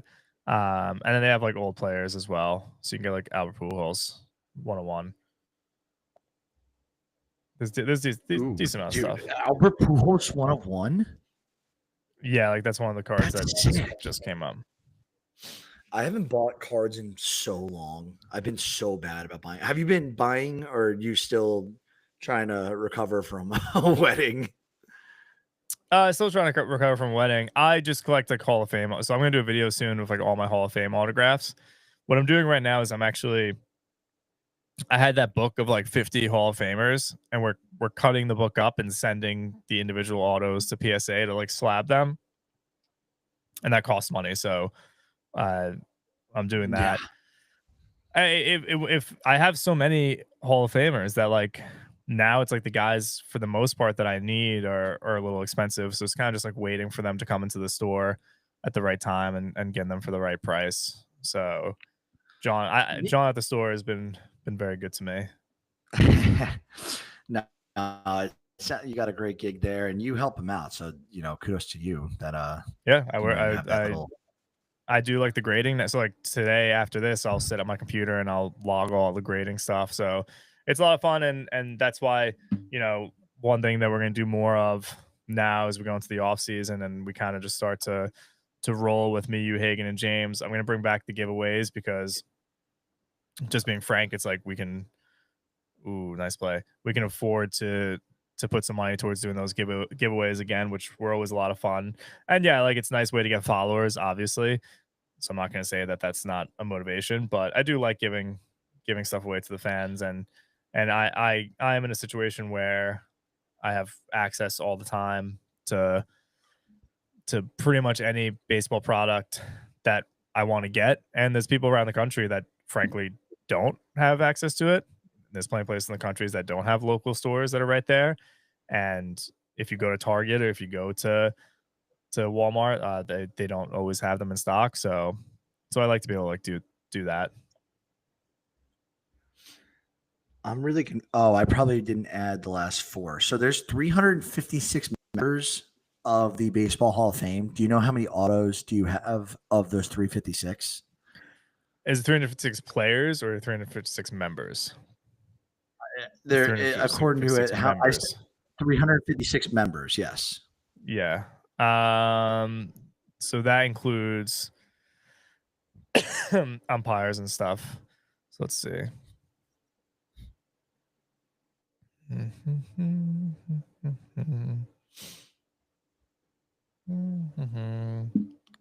I'll tell you mine. I have 99 out of 356. So I'm almost a third of the way. I have 104. You're a third plus. Yeah, I have 142. You're almost halfway there. Yeah, but like again, there's so many other guys that are really tough to get. I mean, I have that book too. Again, that book is crazy. So that book, just to read off some of the guys: Mickey Mantle, Hank Aaron, Willie Mays, Ted Williams, Joe DiMaggio, Sandy Koufax, Warren Spahn, Frank Robinson, Brooks Robinson, Bob Gibson, Al Kaline, Ernie Banks, Whitey Ford, Luke Appling, Bob Feller, Lefty Gomez, Bill Herman, Carl Hubble, Monty Irvin, George Cal, Ralph Connor, Bob Lemon, Buck Leonard, Eddie Matthews, Johnny Mize, Robin Roberts, Joe Sewell, Duke Snyder, Early Wynn, Eno Slaughter, Gaylord Perry, Harmon Killebrew. I also have a Harmon Killebrew glove. Jocko Conlon, Walt Hoyt, and Bob Lemon. So it's like pretty big names right there. Yeah. Some small names too. Kershaw, right now, the Dodgers. Hold on, I gotta pull this up. I know the Dodgers already clinched the division, but Kershaw right now is pitching his last regular season game ever, and he is 5 innings in, 6 strikeouts. I think he's given up a walk or hit. He basically has 1-0 whip, but I think he might get a quality start here in his last outing if they don't pull him. Do you think depending on pitch count? He just struck out. Find his pitch count real quick. He just struck out Eugenio Suarez. He has thrown. I can't see. He's got 7 strikeouts though. Yeah, I'm going to ESPN to find it. I should have it right here. Pitch count 93. So I'm assuming it's the bottom 6. Mariners are up. Kershaw's still pitching. How many outs are there? 1 out. So I think this is it. They'll pull him after this. Yeah, they'll pull him after this inning for sure. Especially if he can get these next 2 out quickly. Dude, that's kind of I hope he does it. That gets the quality start in his last outing as a Dodger. That'd be awesome. Last regular season outing. Yeah, I'm going to him right now actually, because I'm gonna watch that game. Is it blacked out on MLB TV? No. This single game, no. They're pulling him. No, are you kidding? Are you kidding me? They just pulled it up on Big Inning. They're all hugging him. That's the second time this has happened to me. The last 10 minutes, it feels like. Mets Edwin Diaz coming out in the fifth inning. It's crazy. Wow. Great play for the Yankees. I missed it because I was trying to go find the Dodger game. Now I'm going back to beginning. That's terrible, dude. I should have 2 more quality starts today. Shane Smith got one. That's nice.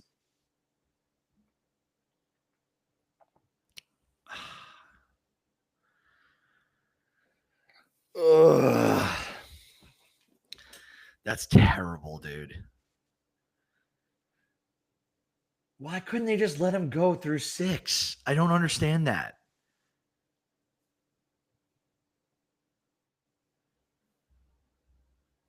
Does that not piss you off? Or is it just because I'm dealing with fantasy implications that it pisses me off? You're dealing with fantasy implications. I'm not. I need to hope that a lot of his guys do not get pitched tonight.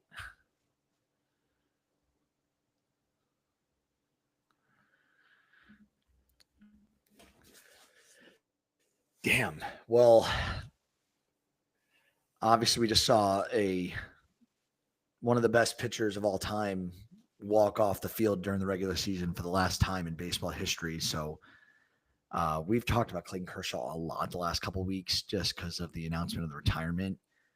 Dean, would you say it's safe to say that Clayton Kershaw is the best left-hand pitcher of all time?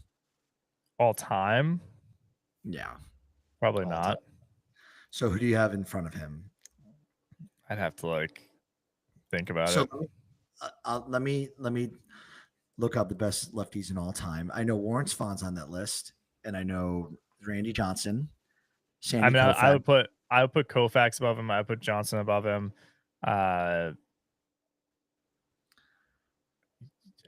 Would you put Tom Glavine? Probably not. Probably not Glavine. He's got 300 wins though. Would you say Lefty Grove or Steve Carlton? No, probably not either. Maybe Steve Carlton. Whitey Ford. It's very difficult to compare across generations like that, especially for pitchers now. So Kershaw started his career at least back when guys used to pitch a lot.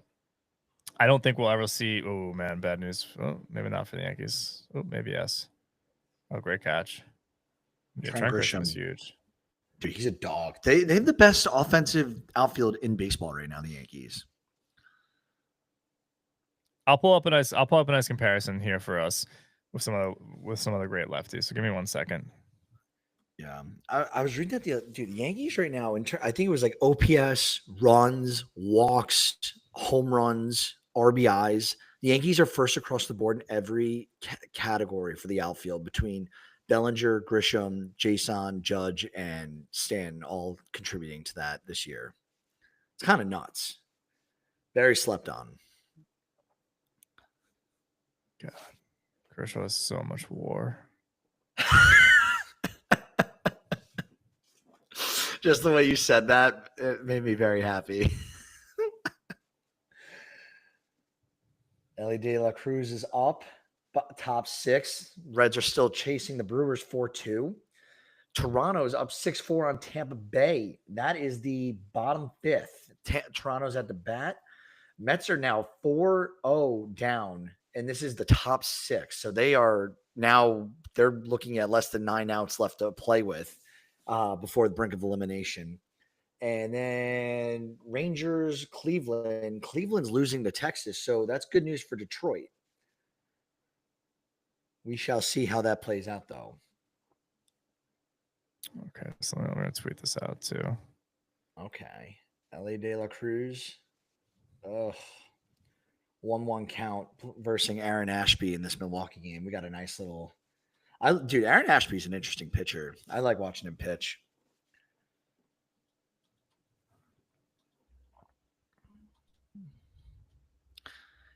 This game's all going to come down to is if Grant gets multiple saves holds today and I don't. Are you it's tied though, right? No, I'm right now up 7-4 because I took quality starts. We're now tied. I took the strikeout category, Okay. and that's pretty much it. Yeah. So this is I mean, unless there's someone we're missing, which we probably are. Blue Jays are up 8-4, so it looks like Blue Jays are going to lock up the AL East. By the way, Brewers are up 4-2 on the Reds, but the Mets are down 4-0 right now in the top of the 6th. So not looking great for them either. So over here we have. So if you're going off of WAR, right? It's Randy Johnson for his career, but he has 618 games started compared to Clayton Kershaw's 450. So do the math on that. I'm not going to do it, but I think per game WAR, I'll have to look it up, but I would assume it goes to Koufax. It actually probably doesn't. It probably goes to Kershaw because Koufax just had that run of seasons. Koufax wasn't great the first couple seasons of his career. Kershaw has 3 Cy Youngs. Koufax has 3 Cy Youngs. Carlton has 4 Cy Youngs. Randy Johnson has 5 Cy Youngs. Yeah, I don't know. I mean, maybe 10 years from now, we look at him and we say he's the greatest left-hand pitcher of all time. Because especially for this time period, but Randy Johnson was pitching in the steroid era. That's huge. So he's got 300 wins in the steroid era. I definitely take that. And then peak pitching, it would go to Koufax. So it's interesting to see. And then how much do you value Carlton, who goes out and pitches 5,200 innings in his career?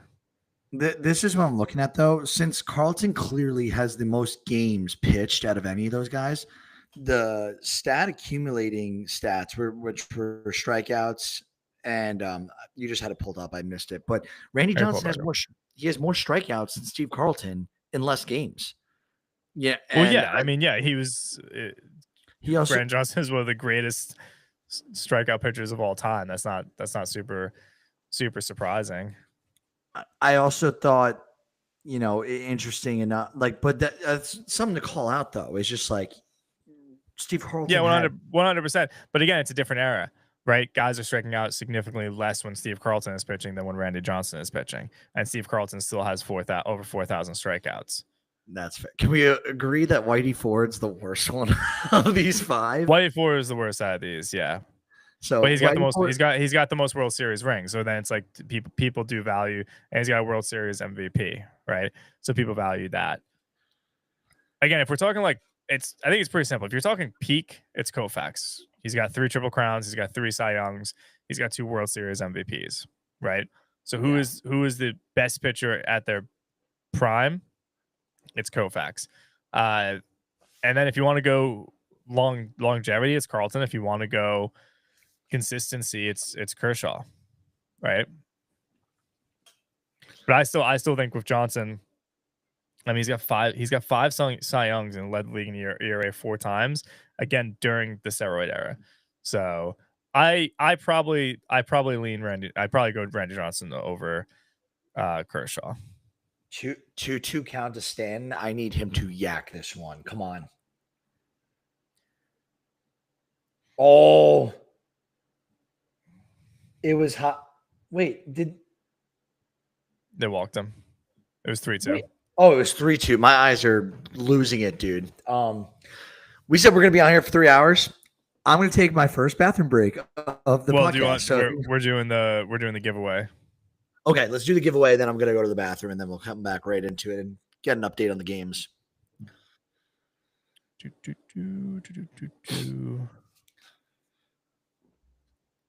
But how many people have entered? That's not what I want to do. Tweet. I used to use this all the time. Twitter picker. Here we go. Oh, it got shut down. Tweet.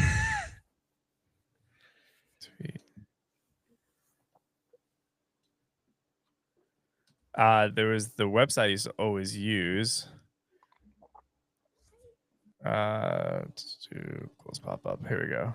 We're gonna count 1, 2 URL.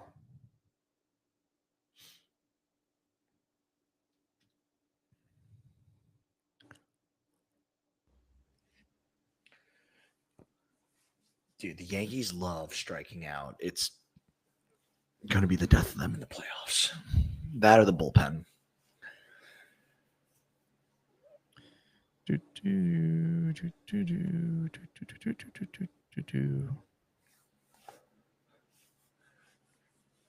How did a guy get on third in the Boston game? I don't know. We were looking at the lefty stuff. Yankees, typical. Oh my God, Volpe. Dude, Andy Volpe is killing me.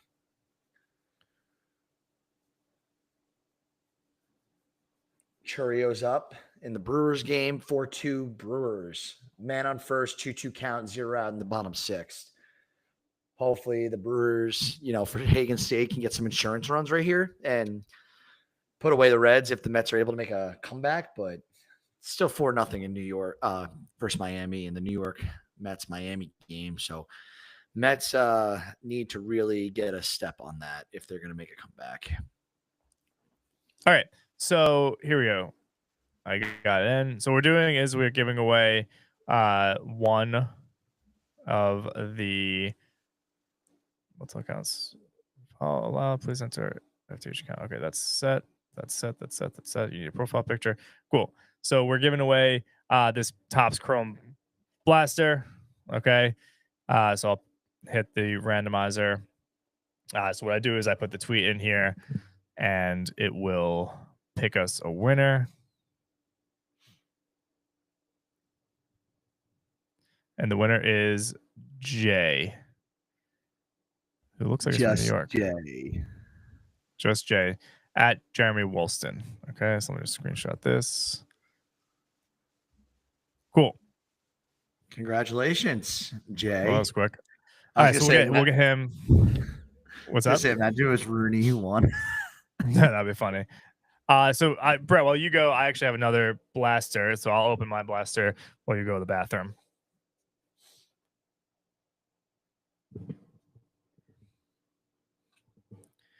Where's mine? Okay.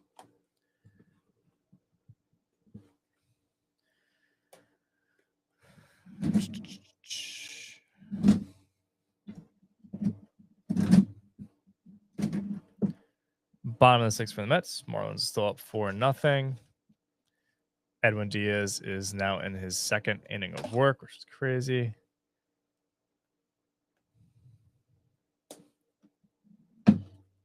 Let's get this up.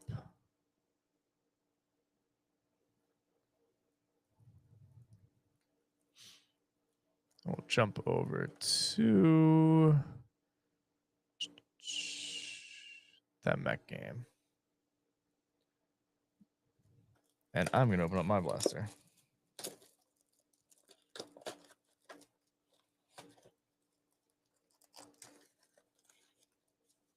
Shohei just hit his 55th home run of the season.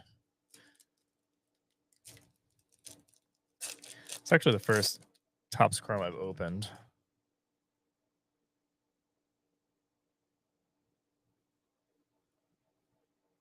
Christian Campbell rookie card. Cool.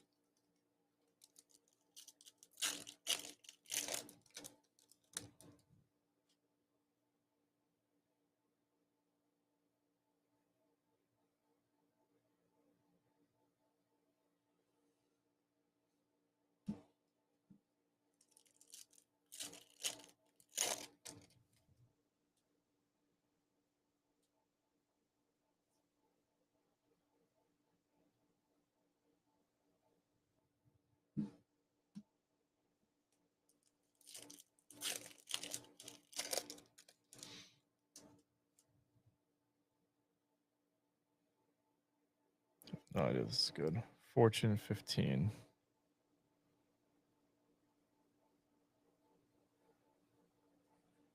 Driscoll.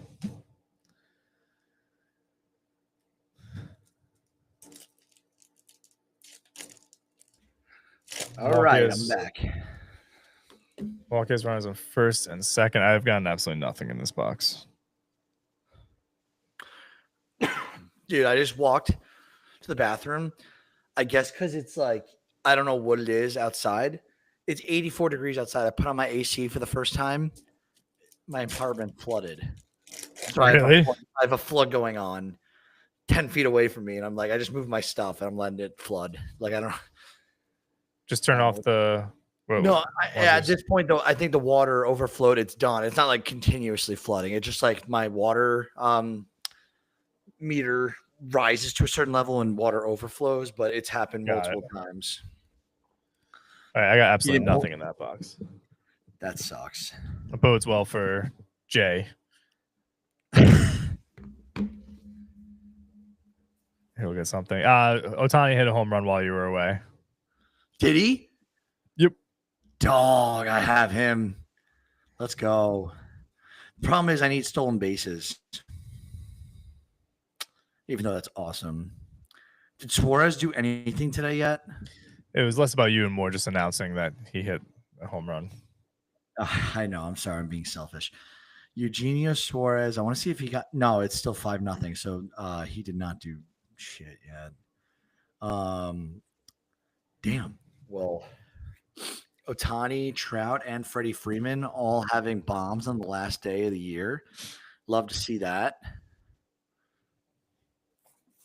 Red Sox are moving to the bottom of the 7th. I have to do my Red Sox series review. I have to do my Yankees weekly review, which I'll do that right after this. Then I will also have my bullpen and my lineup power rankings for the playoffs ready to go tomorrow and Tuesday. So be on the lookout for those. If you want to see my power rankings, they are supplemental articles to what I produced last week. If you saw my starting pitcher power rankings for prospective playoff teams, and I was like, I'm just going to wait till we have the playoff field set, and then I'll put those out there. I'm also going to make a bold predictions playoff piece for this week. That'll be a shorter piece, just things I want to see happen or things I think will happen, throughout the playoffs this year in 2025. I will not have that. I was going to do I usually do an awards like Silver Slugger and things, but some of them are so obvious right now that I probably won't do that. I was hoping Cal Raleigh would hit a few more home runs this series and kind of make the conversation a little more or a little closer, but it doesn't seem like that's going to happen. Dodgers are locked in right now. Dodgers are locked in. Just put the Red Sox scores here. All right, let's jump over to Stat Soldier real quick so I can play the game today. And I'll share my screen for that. Yeah, let's do it. Quick update. Okay. Runners on the corners in the Toronto game. Toronto's up, and who's up? Junior Caminero is up to plate right now with an option to make this a one-run ball game in Toronto. So we're hoping Junior Caminero crushes one right now. No, you are, yeah. Would you rather play Toronto or New York in the wild card? I don't know. Toronto at home, their record is much better than the Yankees. I don't know who I want to play. I'm scared to play the Yankees. I just don't want to lose. I'd rather lose to Toronto than lose to the Yankees. I'm kind of the same way. I'd rather lose to Toronto than Boston. But I mean, the Red Sox, you got Rafaela playing like he was pre-All-Star game. You have Masaki Yoshida playing great. You have Garrett Crochet playing great. Lucas Giolito looks a little stretched out. Bayo's not playing great, so there's that. So I don't know. Would they have Fried lined up for game one? Junior Caminero just grounded out. I think so. Let me double check that. New York Yankees. All right, so let's play. I'm going to play this first. This is the ultimate roster draft. We made this really difficult. So this game, you're trying to pick. We're Hunter Green. Oh no, it's not even an option. What is this? Not even an option. So this is just Did you explain wrong. to them what this game was when I was away? Yeah, I have to do the qualified because we're in the process of fixing it. Okay. So this is your drafting. You get to pick. So you get a team. So like I have the Rockies here, and I have to pick a player from the Rockies, and it'll give me a score. And I have to have over a certain amount of score to win the World Series, and the goal is to win as many World Series as possible. And we're gonna have like a leaderboard and stuff for this. I don't even know who I would pick for the Rockies. Who do I pick? I would pick. Where are the options? Mickey Moniak, probably. It's actually not even letting me. Okay. By the way, Max Fried would be lined up for game one. He pitched 5 days ago on the 24th, or 5 games ago, I should say.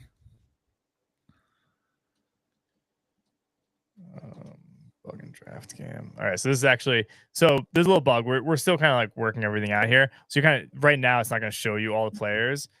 Thankfully, I know the players. So all right, so Red Sox, I'm going to go Crochet. Probably should have gone Chapman. Orioles, I'm going to go Gunnar Henderson. Moniak's going to kill me though. Rockies again. Yeah, I'm screwed. Hunter Goodman actually I know is good for this. Let's go Jose Ramirez. Pirates, this is easy. Go Skeens. Actually, I might win.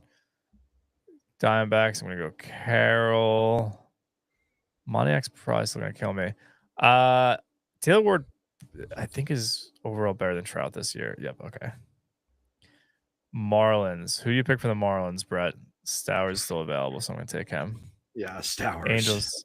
Angels again, because I can't catch a freaking break. Who's the best Angels pitcher? I would go maybe Kikuchi. Hold on, let me see what their guys are like. Kikuchi. No, it screwed me. I'm screwed. All right, here I can go Kurtz. Angels again. It's ridiculous. Give me another pitcher. Give me 1 second. I'll just go Soriano. I'm not gonna win. This I can go Terang. I got lucky there. What is this? So how come you pick such? What's up? Why do you have to pick from specific teams? I don't understand that. So the way it works, so we'll start over. So it gives you right. So you have this includes non-qualified players. So this is the easier version of doing it. If you do it the unqualified players, it's really difficult, honestly, and it's not like Fangraphs doesn't have everybody. So I have the Padres, right? That's my first team I can pick from. I have full reign now to pick whoever I want. Now I'm going to pick Tatis because I think he's actually listed on a shortstop. Still, that's just the way the Fangraphs does it. And we pull from Fangraphs. Here for pitcher, I'm going to pull Paul Skeens. So see how it gives me a score 95, 98. Brett? Okay, yeah. Sorry, I was paying attention. The Mets-Miami game, there was a grounder to second. Lindor, it got through, and Lindor was able to take 2. So now they got a man on second with Lindor. 2 outs, on top of the 7th. Yeah. Yikes. All right, keep going with the explanation. So, all right. So now I have Nationals, right? Now I probably will pick James Wood still. Mackenzie Gore is solid. I don't know if I want to waste an outfielder because James Wood kind of fell off. I'm going to go Mackenzie Gore. Take Darren Lyle. Is it too late to go back? Yeah, Darren Lyle's been insane. So it's the entire season though. So I know Hunter Goodman is a good pick for this just because he's a good catcher. So this I'm going to go Vladdy. You have to have a 93 above. So it is kind of tough. So like right now I'm like right around it. I don't think I can pick the same player again anymore. No, I can't. I'm done. There we go. Angels. I'll go Taylor Works. I know he's decent. This I'll go Carroll. I get this happen again. I can pick Stowers still, so that's good. Astros. Oh, I'm gonna go Hunter Brown. Dude, look, how many times am I getting the freaking Angels? I have to go pitcher here. I'm gonna kill myself. Oh. Yeah, I mean, I actually had a better rating there. So just like to peek behind the curtain, you need a we'll go one more time, try to win. You need a 93 or better score.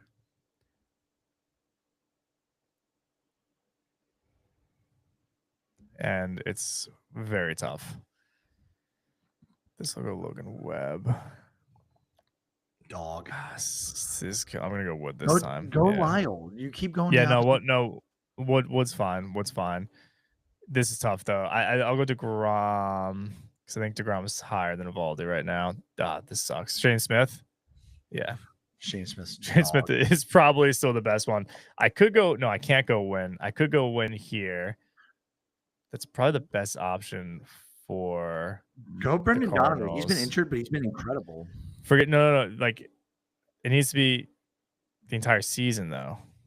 Yeah, Donovan's been pretty good all season. I picked Hunter Goodman like 3 times in a row. Carroll.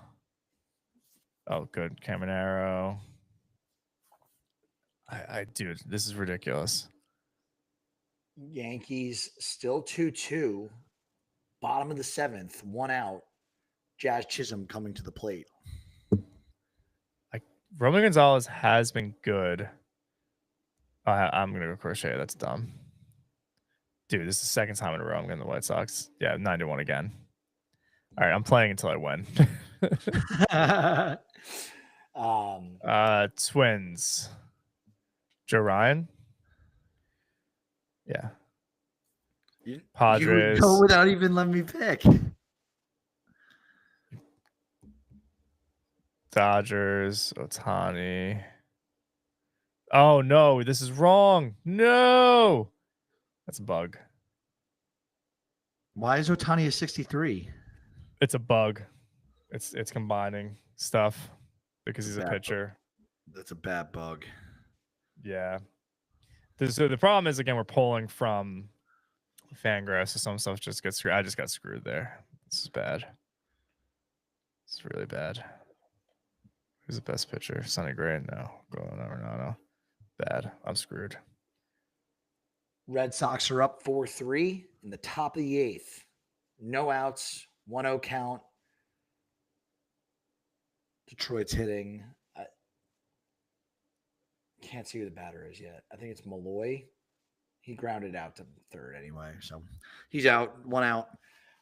Reds, they just had a man on with Matt McClain up to bat. Matt McClain's put away by Chad Patrick.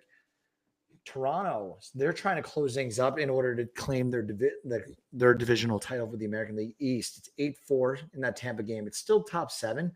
Still some time for Tampa to, come back here, but they got to start getting the bats active. And Jonathan Aranda's up, and he's had a fantastic year while he's been healthy.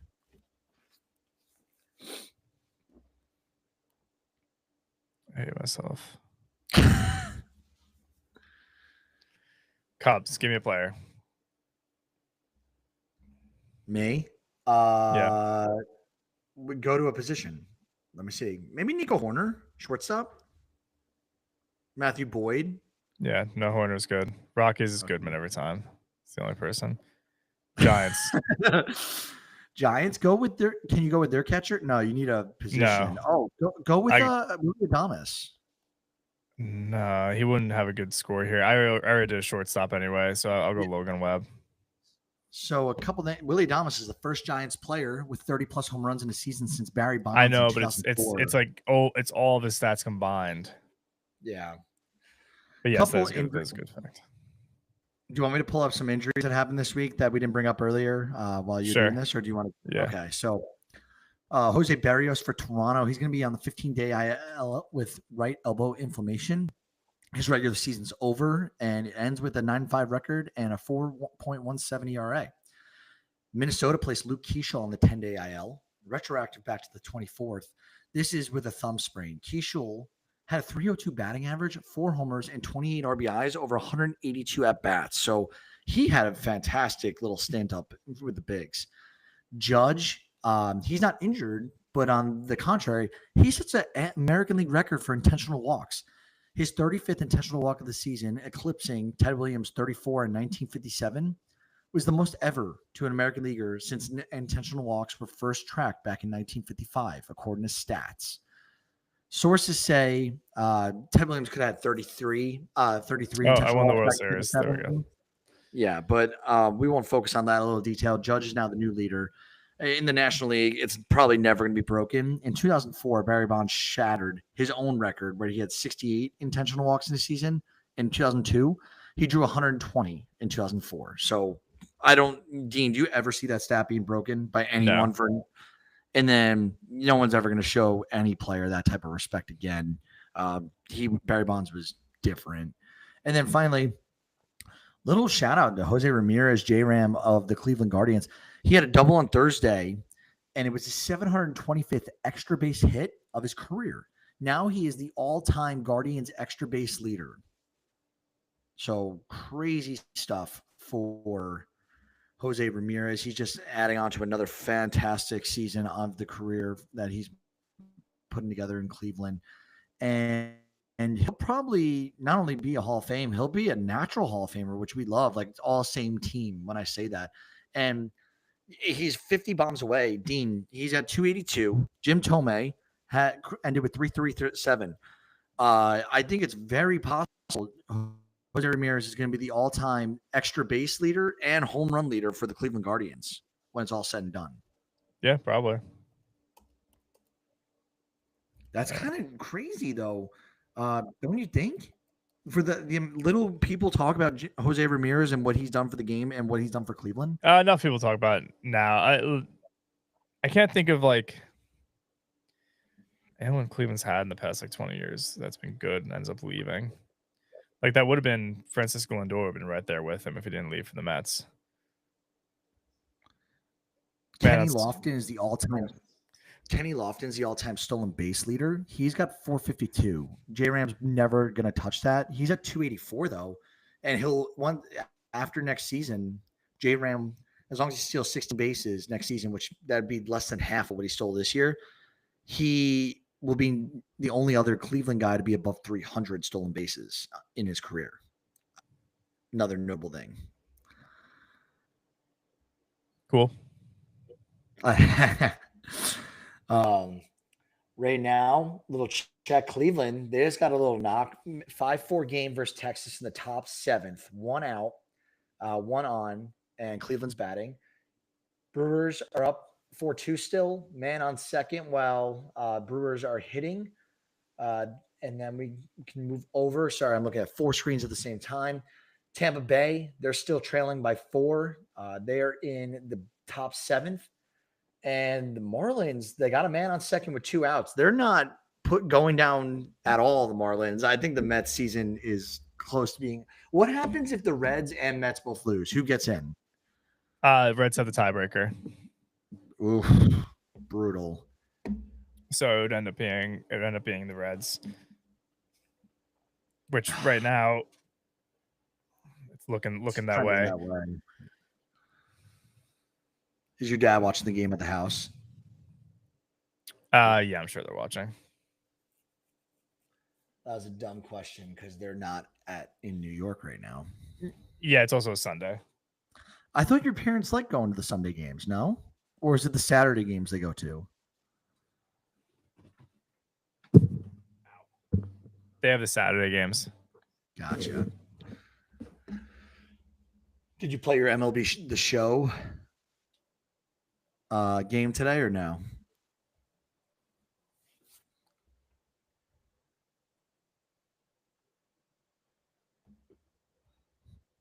Dean's left the building. But yeah, we're looking at Texas is really trying to fight for this win right now. They're still up 5-4. You got Milner on the mound, pitching to Martinez. Big inning is kind of crazy.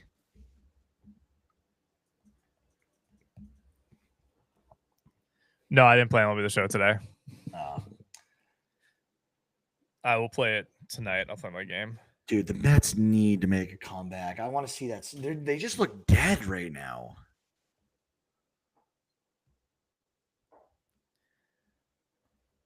The Cubs just ended the regular season with a sweep of the Cardinals. Don't sleep on the Cubbies in the playoffs.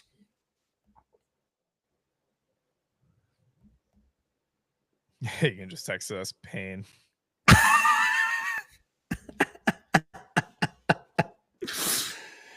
Oh boy, lots of games going on. This is the best part of the year, dude. Is right now heading into the wild card round. Maybe free agency, and the deadline's pretty dope as well, I should say.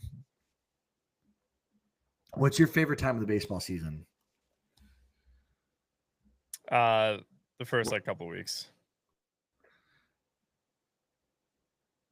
Can you hear me? Fair enough. Yeah. First couple weeks. First couple weeks, probably my favorite. I mean, they're all great. Is it just because it's so lively and everyone's back into it full time? Yeah, I think it's just so depressing during the winter without it.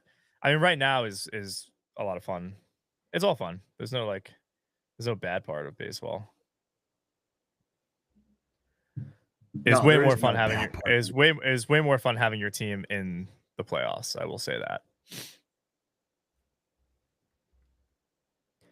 Like the Red Sox are about to. The Red Sox are. It's bottom of the 8th. They are up 4-3. I don't think they would send Chapman in. I mean, you could. Who are they rolling I don't know up? why. Maybe Grant was trying to get an extra. What do you call it? An extra reliever in there, but he left Chris Sale on the bench against Pittsburgh. He went 5 2/3 with 9 strikeouts tonight, and he had a 1.59 ERA. Maybe he didn't think he was strikeouts. He might have not thought he was going to pitch. Or what's his ERA and WHIP? What's the ERA and WHIP? Like against you? 1.59 ERA. No. Comparison right now between you and him. I never had a shot at taking him, and I'm way behind him in ERA and WHIP. Like my ERA is way worse, and my WHIP's way worse. It's all the counting stats that I'm winning in or fighting for. He has a 3.31 to my 4.06, and WHIP I have a 1.35 to his 1.08. Big discrepancies, but yeah, it's saves holds. I have 9. He has 5. He needs saves holds, and then quality starts. We both have 3. The wins, I'll probably get a couple of them from Kershaw and Logan Webb and Shane Smith. Hopefully, actually, I can get. I already got 1 from Webb. I can get 2 more from Kershaw and Smith probably. But I'd still be 2 wins behind. I would need a reliever to do that. I'm not counting on that. Mets have men on second, Marlins have men on second and third.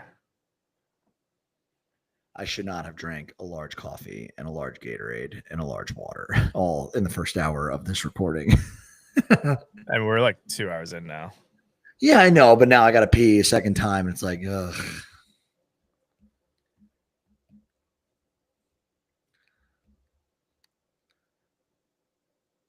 J Rams up again for Cleveland. 2 men on, 1-1 count, 1 out. He's not going on that garbage. Dude, I would love to see J Ram break it open.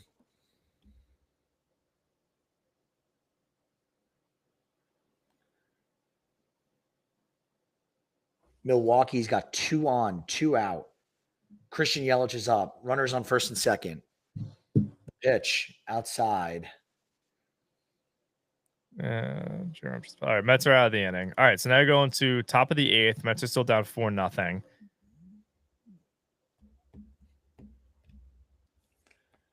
The Mets need a miracle. This is really the only game at this point that, I mean, Yankees and Orioles are tied 2-2 as well. That has implications. Tyler O'Neill, such a terrible year. Yeah, but Toronto, even with the win, they take the tiebreaker no matter what. They're up 4 runs. That's the kicker there. But I still think if Cleveland loses, I guess it doesn't matter. If Cleveland loses and the Red Sox win, I have to look to see where they end up then.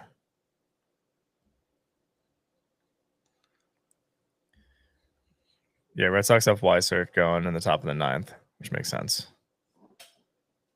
Schwarber's up to bat for Philly against Minnesota. That's a 1-1 game in the top 9th right now. 2-2 count to Schwarber, no outs. That game means nothing because Philly's clinched and Minnesota's out.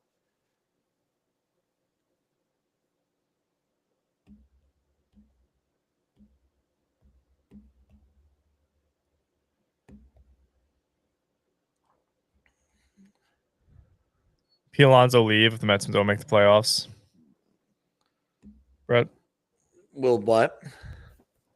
does Pete Alonso leave if the Mets I don't make don't the know if it's playoffs? on like a win loss of the playoffs. I feel it's just a money thing for Alonso and what he deserves, right?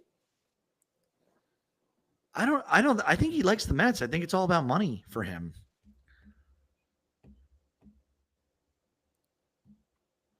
The Mets, correct me if I'm wrong. What's the furthest the Mets have gone in the playoffs with Alonso? Is it the National League Championship Series?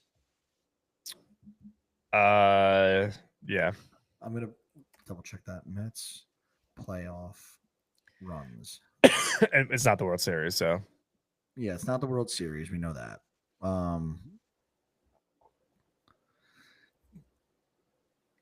Yeah, they went to the division series last year. They went to the championship series last year. The Mets. yeah, I'm trying to see. They went to the championship series in 2015. That might have been up before. that's when they went Alonso. that's when they went to the World Series. Was Alonso on that team? Nope. Okay, so yeah, Alonso hasn't had much of a taste of winning in New York, but I do think it comes down to a money thing for him. Who do you think is going to be the biggest free agent to like go somewhere where we don't expect it? And I'll pull up the top free agents. Go where we don't expect. Like Kyle Tucker, he's on the Cubs. We know that he's most likely going to leave the Cubs. It was a 1-year deal. We got guys like Bregman, Pete Alonso, Bellinger. Let me keep looking. Kyle Schwarber, Framber, Chris Sale. Who do you think is going to make the biggest splash and like out of the blue and get one of these guys? I can see Chris Sale becoming a Met. I could see that. Does he have any options right now with the Braves or no? Let me see. Chris Sale contract.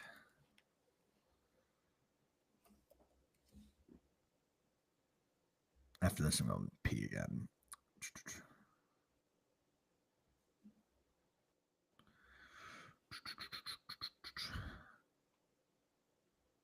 My computer's being slow. I could see Bo Bichette going somewhere weird and because they didn't lock him up. Yeah, I think he's in for wants money. Chris Sale, he has a club option for next year, $18 million. I think that the Braves, he'll be 37 years old. I would like to think the Braves, given their roster, would execute the option just because he's been fantastic. Yeah, no, they're taking that option, especially for that money. Yeah, Bo Bichette, I could see going somewhere weird. I'll be right back on that note. But keep looking. Okay. Tell me, because I have a few guys I want to talk about when I get back. Pete Alonso just hit a single left before you walked away. I'm going to go back to my World Series game.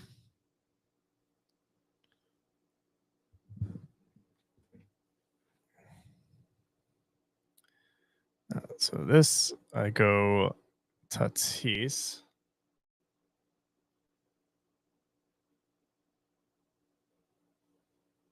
Blue Jays up 10-4.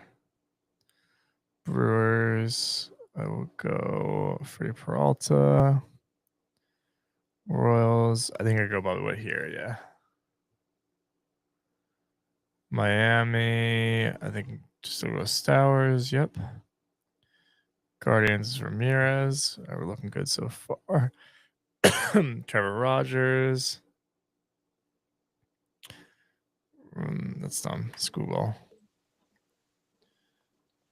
Astros, Brown. Oh, I'm set. This is going to be good. Oh, yeah, I'm totally set. Toronto just Carroll. Yeah, I saw. So it looks like Toronto's going to lock up the AL East. Yeah. Oh, yeah. No, they have it. They're winning that game. So I'll go Tuve reluctantly. This is good. Harper still. Oh wow! I looked up. Look at that. Wow. So why is it a 93? Like what do you want to achieve? 93 or higher? So I think we have 90. I think we have it set at 92 right now. So, but like, look at like all those players I had, and I still only had 93. So I've actually never had a 2-win streak. So I'm gonna try real quick for another one. So I can't go Otani with this. I know there's a bug now, so that's good to know. I got lucky where I had Schoolball, Skeens, Hunter Brown. Like my pitches were crazy. This I can go Stowers. Shit. Yeah. See, then this happens, and you're like, no, I can't go with the same player again. We used to have that bug.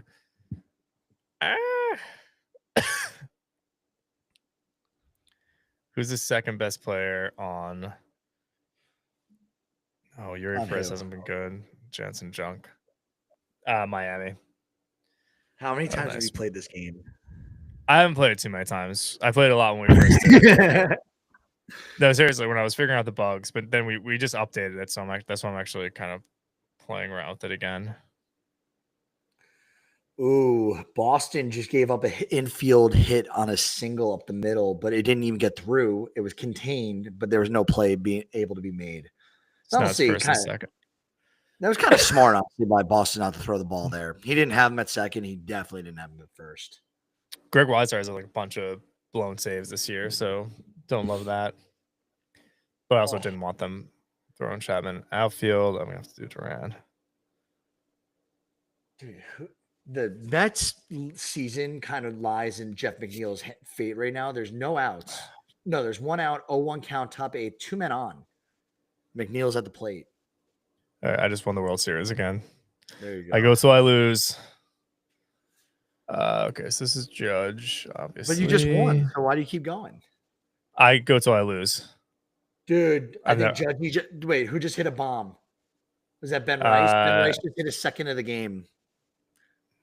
Yeah, it was Rice. Notice how I called the two guys who've been underappreciated, and then we call them both, Grisham and him. Grisham's catch earlier, and Ben Rice now second bomb of the day. The Yankees just have nice complementary pieces. They're great.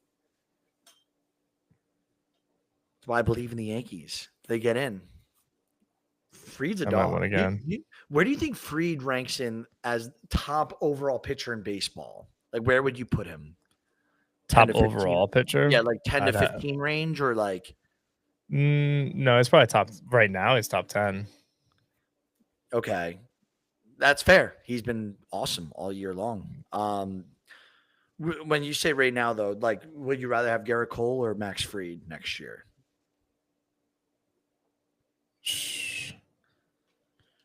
I'm locked in right now. Would I rather have Garrett Cole? Oh, I'd rather have Max Fried. Would you rather have Max Fried or Corbin Burns next year? Max Fried. Trying to think what other. You gotta make this like difficult. I'm trying to think what aces are injured. Max Fried's been an absolute dog. So, I'm about to lose.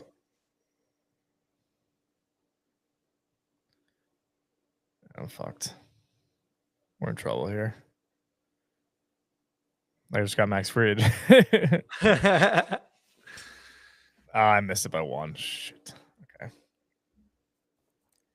I'll go back to sharing the scores.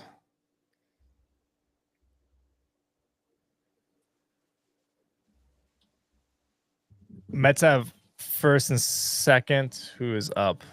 Francisco Alvarez.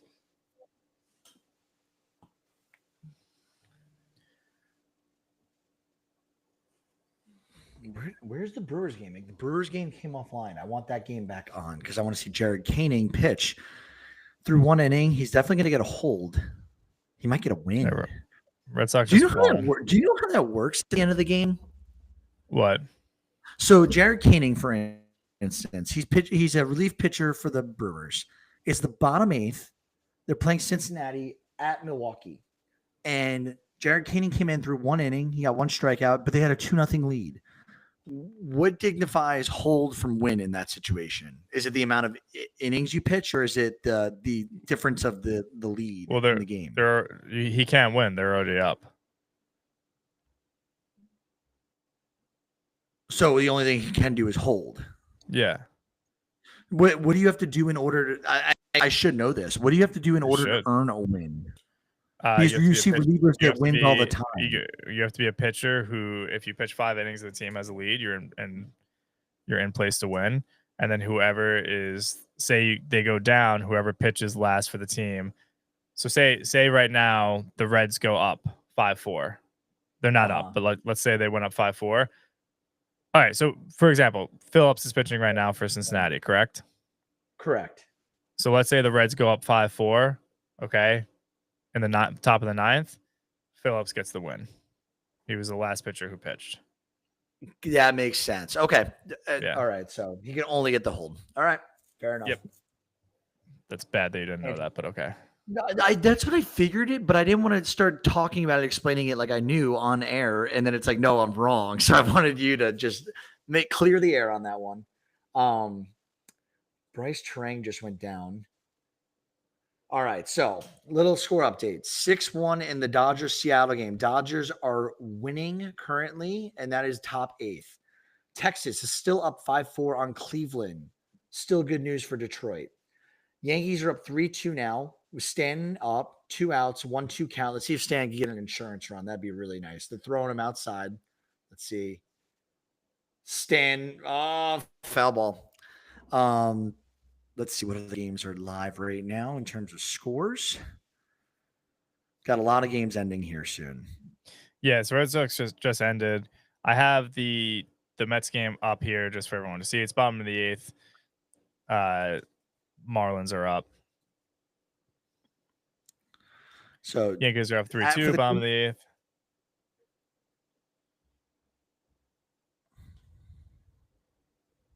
Brett. Oh, I was going to say, for the teams that are relevant, Detroit lost to Boston, which you just said, 4-3. Cubs won 2-0. They're in the wild card. Dodgers up 6-1 in the end of the 8th. Diamondbacks are trailing the Padres 9-2 in the bottom 7. Brewers are up 4-2 on the Reds, bottom 8th. Mets still down 4-0 in the bottom 8th. And Astros are winning 6-1 at the bottom of the 9th. Blue Jays, Rays. Blue Jays are up big. It's 13-4 now. So congratulations, Toronto, on winning the American League East. That's pretty much it for relevant games, except for Yankees, Orioles. It's right now 3-2 Yankees. All right, so barring disaster right now, which isn't going to happen, it's going to be Red Sox and Yankees in the wild card. Cleveland will be playing Detroit because Cleveland just locked up. With Detroit losing, Cleveland just locked up the division. So you have Blue Jays with the bye, and then you're going to have Yankees, Red Sox, Blue Jays. Sorry, Blue Jays with the bye, Yankees, Red Sox, and then Cleveland and Detroit. How the hell did Cleveland win the division? It's crazy.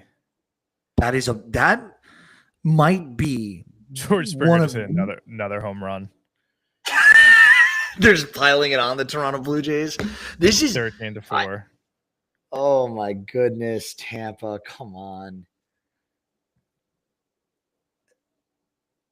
that's terrible, dude. Detroit in their catastrophe, this is a catastrophe. Their season, not winning the division alone. I don't care that they're making the playoffs. They had this division locked up at the All-Star break. All they had to do was take a majority of the series. They didn't even have to win everything. They didn't have to sweep. They could have just held on, and tragedy struck. It's just really sad for Detroit. I mean, they're still in it though. So I mean, yeah, that's what I'm saying. I was saying bar aside the making the playoffs.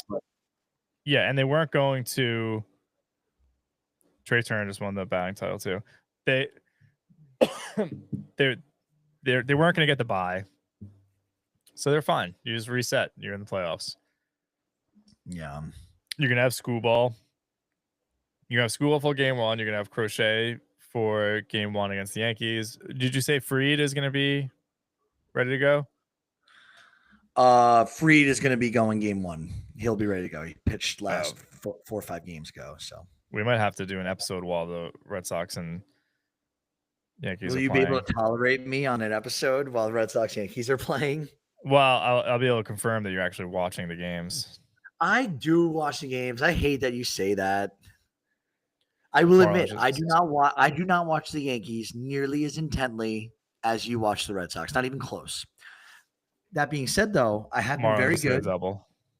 I have been very good this year. I've been having their score live on my screen on my phone, and I check in a lot now. Especially, dating my girlfriend. She's obviously a massive Yankee fan, so she's really helped me get better about being a better Yankee fan. And the weekly series, like keeping up with the Yankees, where like I know what's going on with them at all times. I'm not like I don't try to micromanage what they're doing with Boone and be like, the Yankee fans that everyone hates, the ones who just complain all the time about being bad when they're good, and they've had it very good, quite frankly, their entirety of an organization, entirety of time as an organization.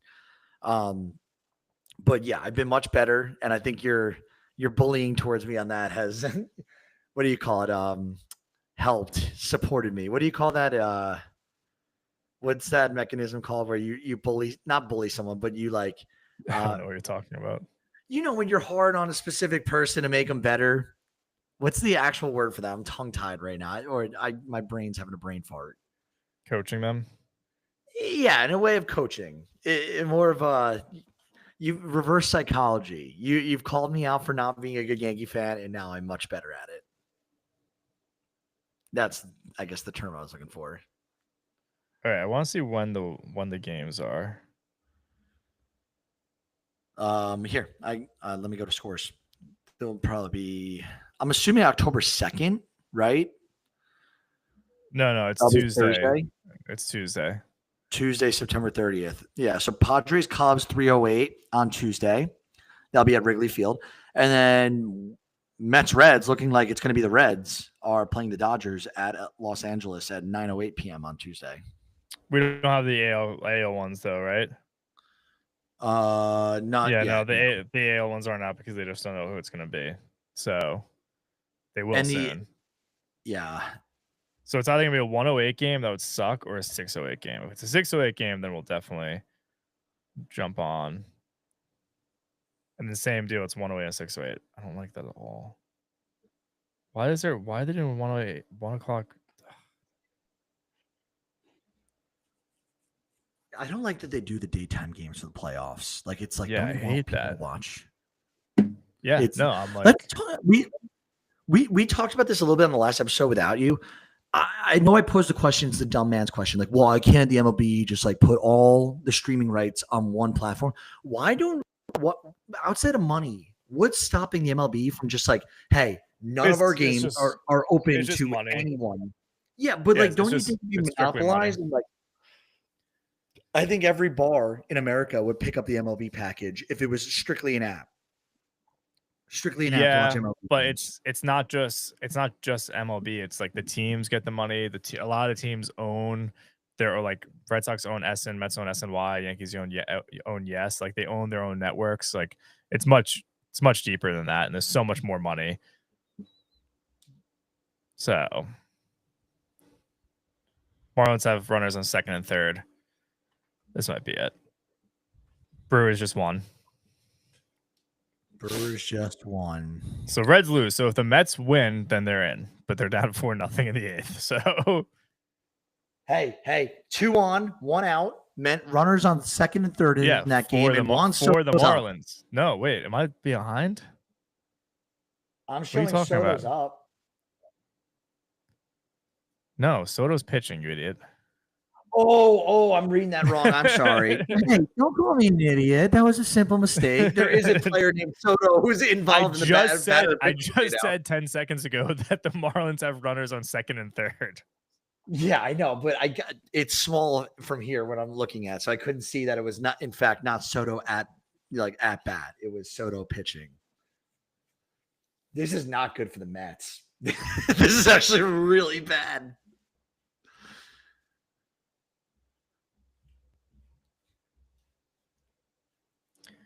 There's an outside chance I can have tickets behind home plate for Yankees Red Sox.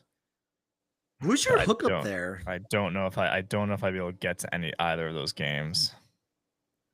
And what do you have to do to earn a hold? Why did Jaron Koenig not get a hold? It was less than a 2-run deficit. Oh, I can't apply for the credentials. I wonder if that's up yet. Yeah, but same deal. I don't think I would make any of these.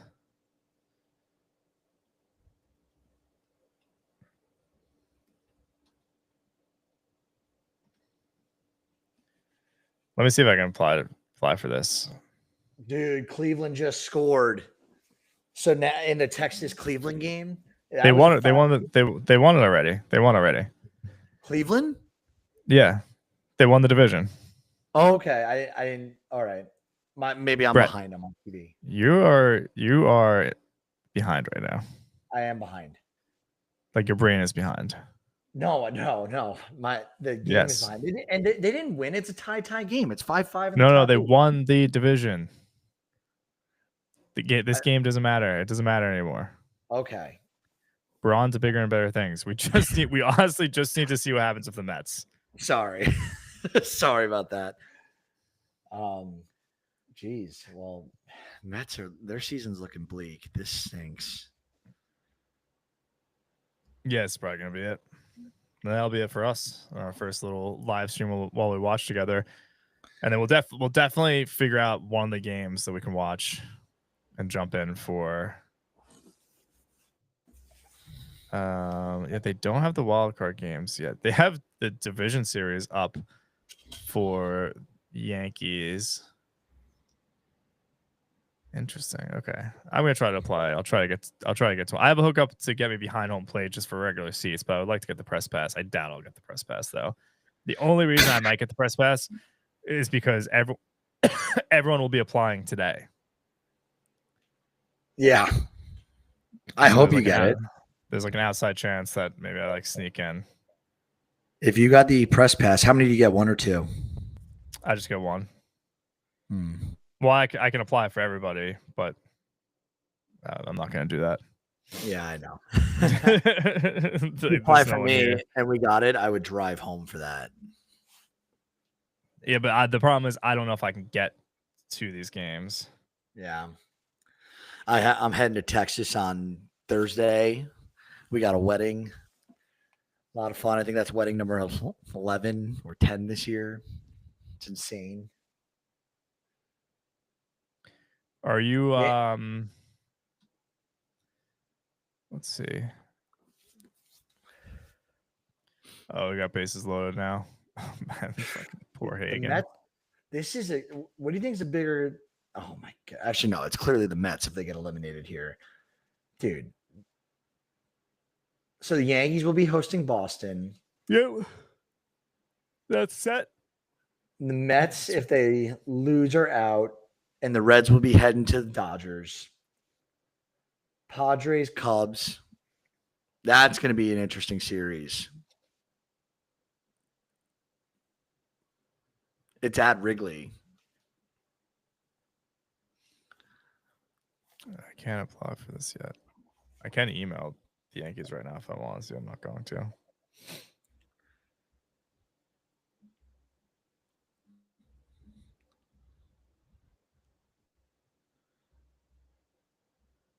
Oh, nice. Abner, Uribe, and Koenig both just got me a save and a hold. So now I'm up 11-5 in that category.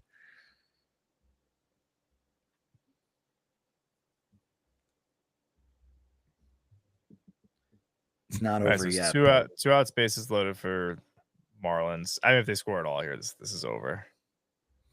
It's already over. It is over. Dude, bases loaded, 2 out, 0-1 count. Oh!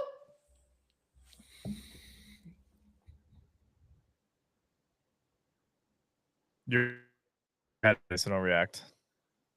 All right. Fine. No reacting.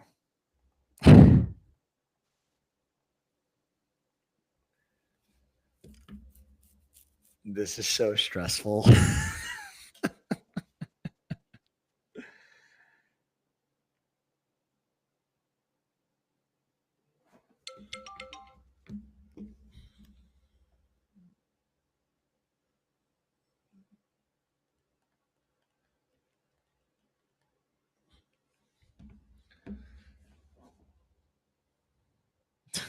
Two. All right, so we know now. I'm like really laying back here. We know now we got Yankees, Red Sox, Blue Jays bye, Tigers, Guardians. So who's your pick? All right, we're going to the ninth inning now. Who's your pick for Tigers, Guardians?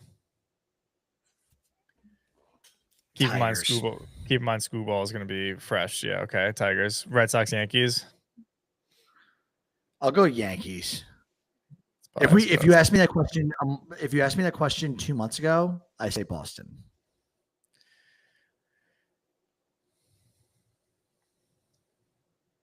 Okay, Seattle has the bye as well.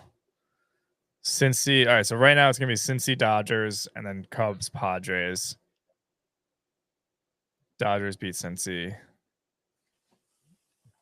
Padres beat Cubs. That's my prediction. The baseball postseason is so brutal. Like the Dodgers, like they have the easiest matchup, I think. I would say in Cincinnati in the first round. Well, yeah, and if not, then they'll have, I guess, the Mets, right? Yeah. And it's like outside of that, though, divisional rivals in Detroit and Cleveland going head to head. Boston, New York going head to head. And then I love that. I don't love how it's the wild card, but yeah. And then Padres Cubs, like that's brutal for either team. You got an explosive offense with Chicago with some quality young pitchers there versus San Diego's got the best bullpen in baseball and a loaded lineup. I think that just like that's so brutal first round to like have to enter a playoff series like that compared to other sports where like the NBA, it's like the 1 versus 8 seed and the 2 versus 7. So just like ridiculous matchups.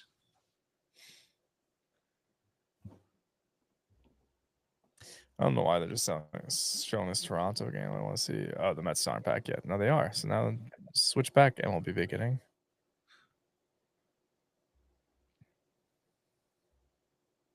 Oh, I'm almost done with my entire team today.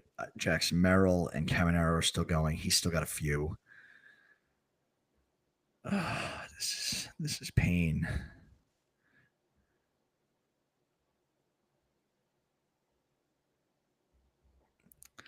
I think though I might be locking up the championship for the first inaugural Skipper's View head-to-head fantasy baseball league. Probably the last inaugural head-to-head fantasy baseball league. No. We could we could continue. This was a fun league, though. This was a hell of a league. I think a lot of people. Yeah, I think we need people. No, there's a lot of people who didn't pay attention. We need to like cut 4 to 5 people from it. Yeah, that'll be easy. And you know, it's 12 man head to head. I love the setup of the league. It was nice and simple. I don't mind the head to head. I thought that was fun, especially considering like I got into the playoffs, which was hilarious. And then came very close to beating you. I know, dude. I was scared when we were playing. I was like, he's gonna freaking beat me after being 33 games up on everyone entering the playoffs. All right, so this is it. This is it, bro. This is all we got. Ryan Mauricio just walked. Uh-oh. How far behind am I on you? So the game beginning is slightly behind the game. So if you look on the screen, I have the game day up. Okay. So right now it's 0-1 to Mullins, but we have the actual game over here.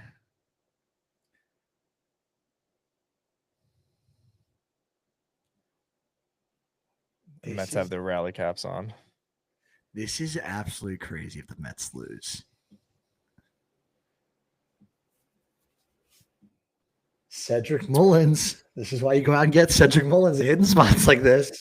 The collapse is crazy. This itself is not crazy.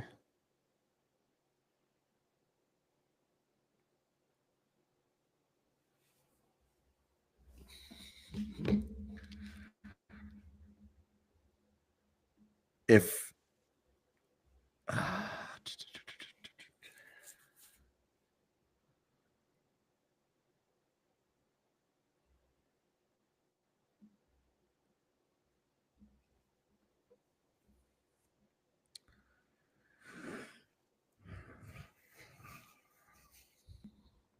so Mullins just flew out to right.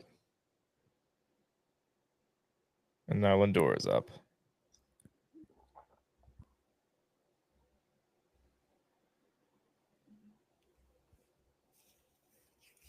Oh man, thank God Oh, I picked up.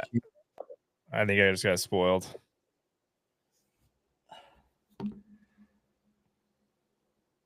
I'm showing one out. Lindor's up. One man on. He doubles into he just grounded into a double play and and then the season's over. Brutal season for the Mets. Oh, I think I got. Should we call Hagen, or do you think he wants to be in a dark room alone in the quiet? He's for in a a little dark bit? room alone right now. Yeah. Oh God, I'm sorry, Man, Hagen. a lot of people losing their jobs right now.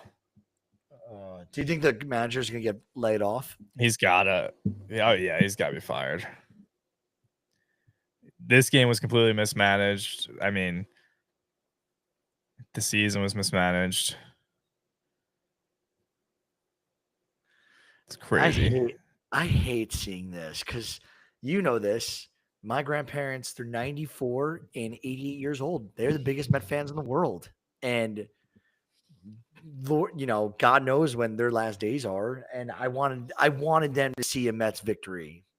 I want them to see a Mets victory before they go. They care too much.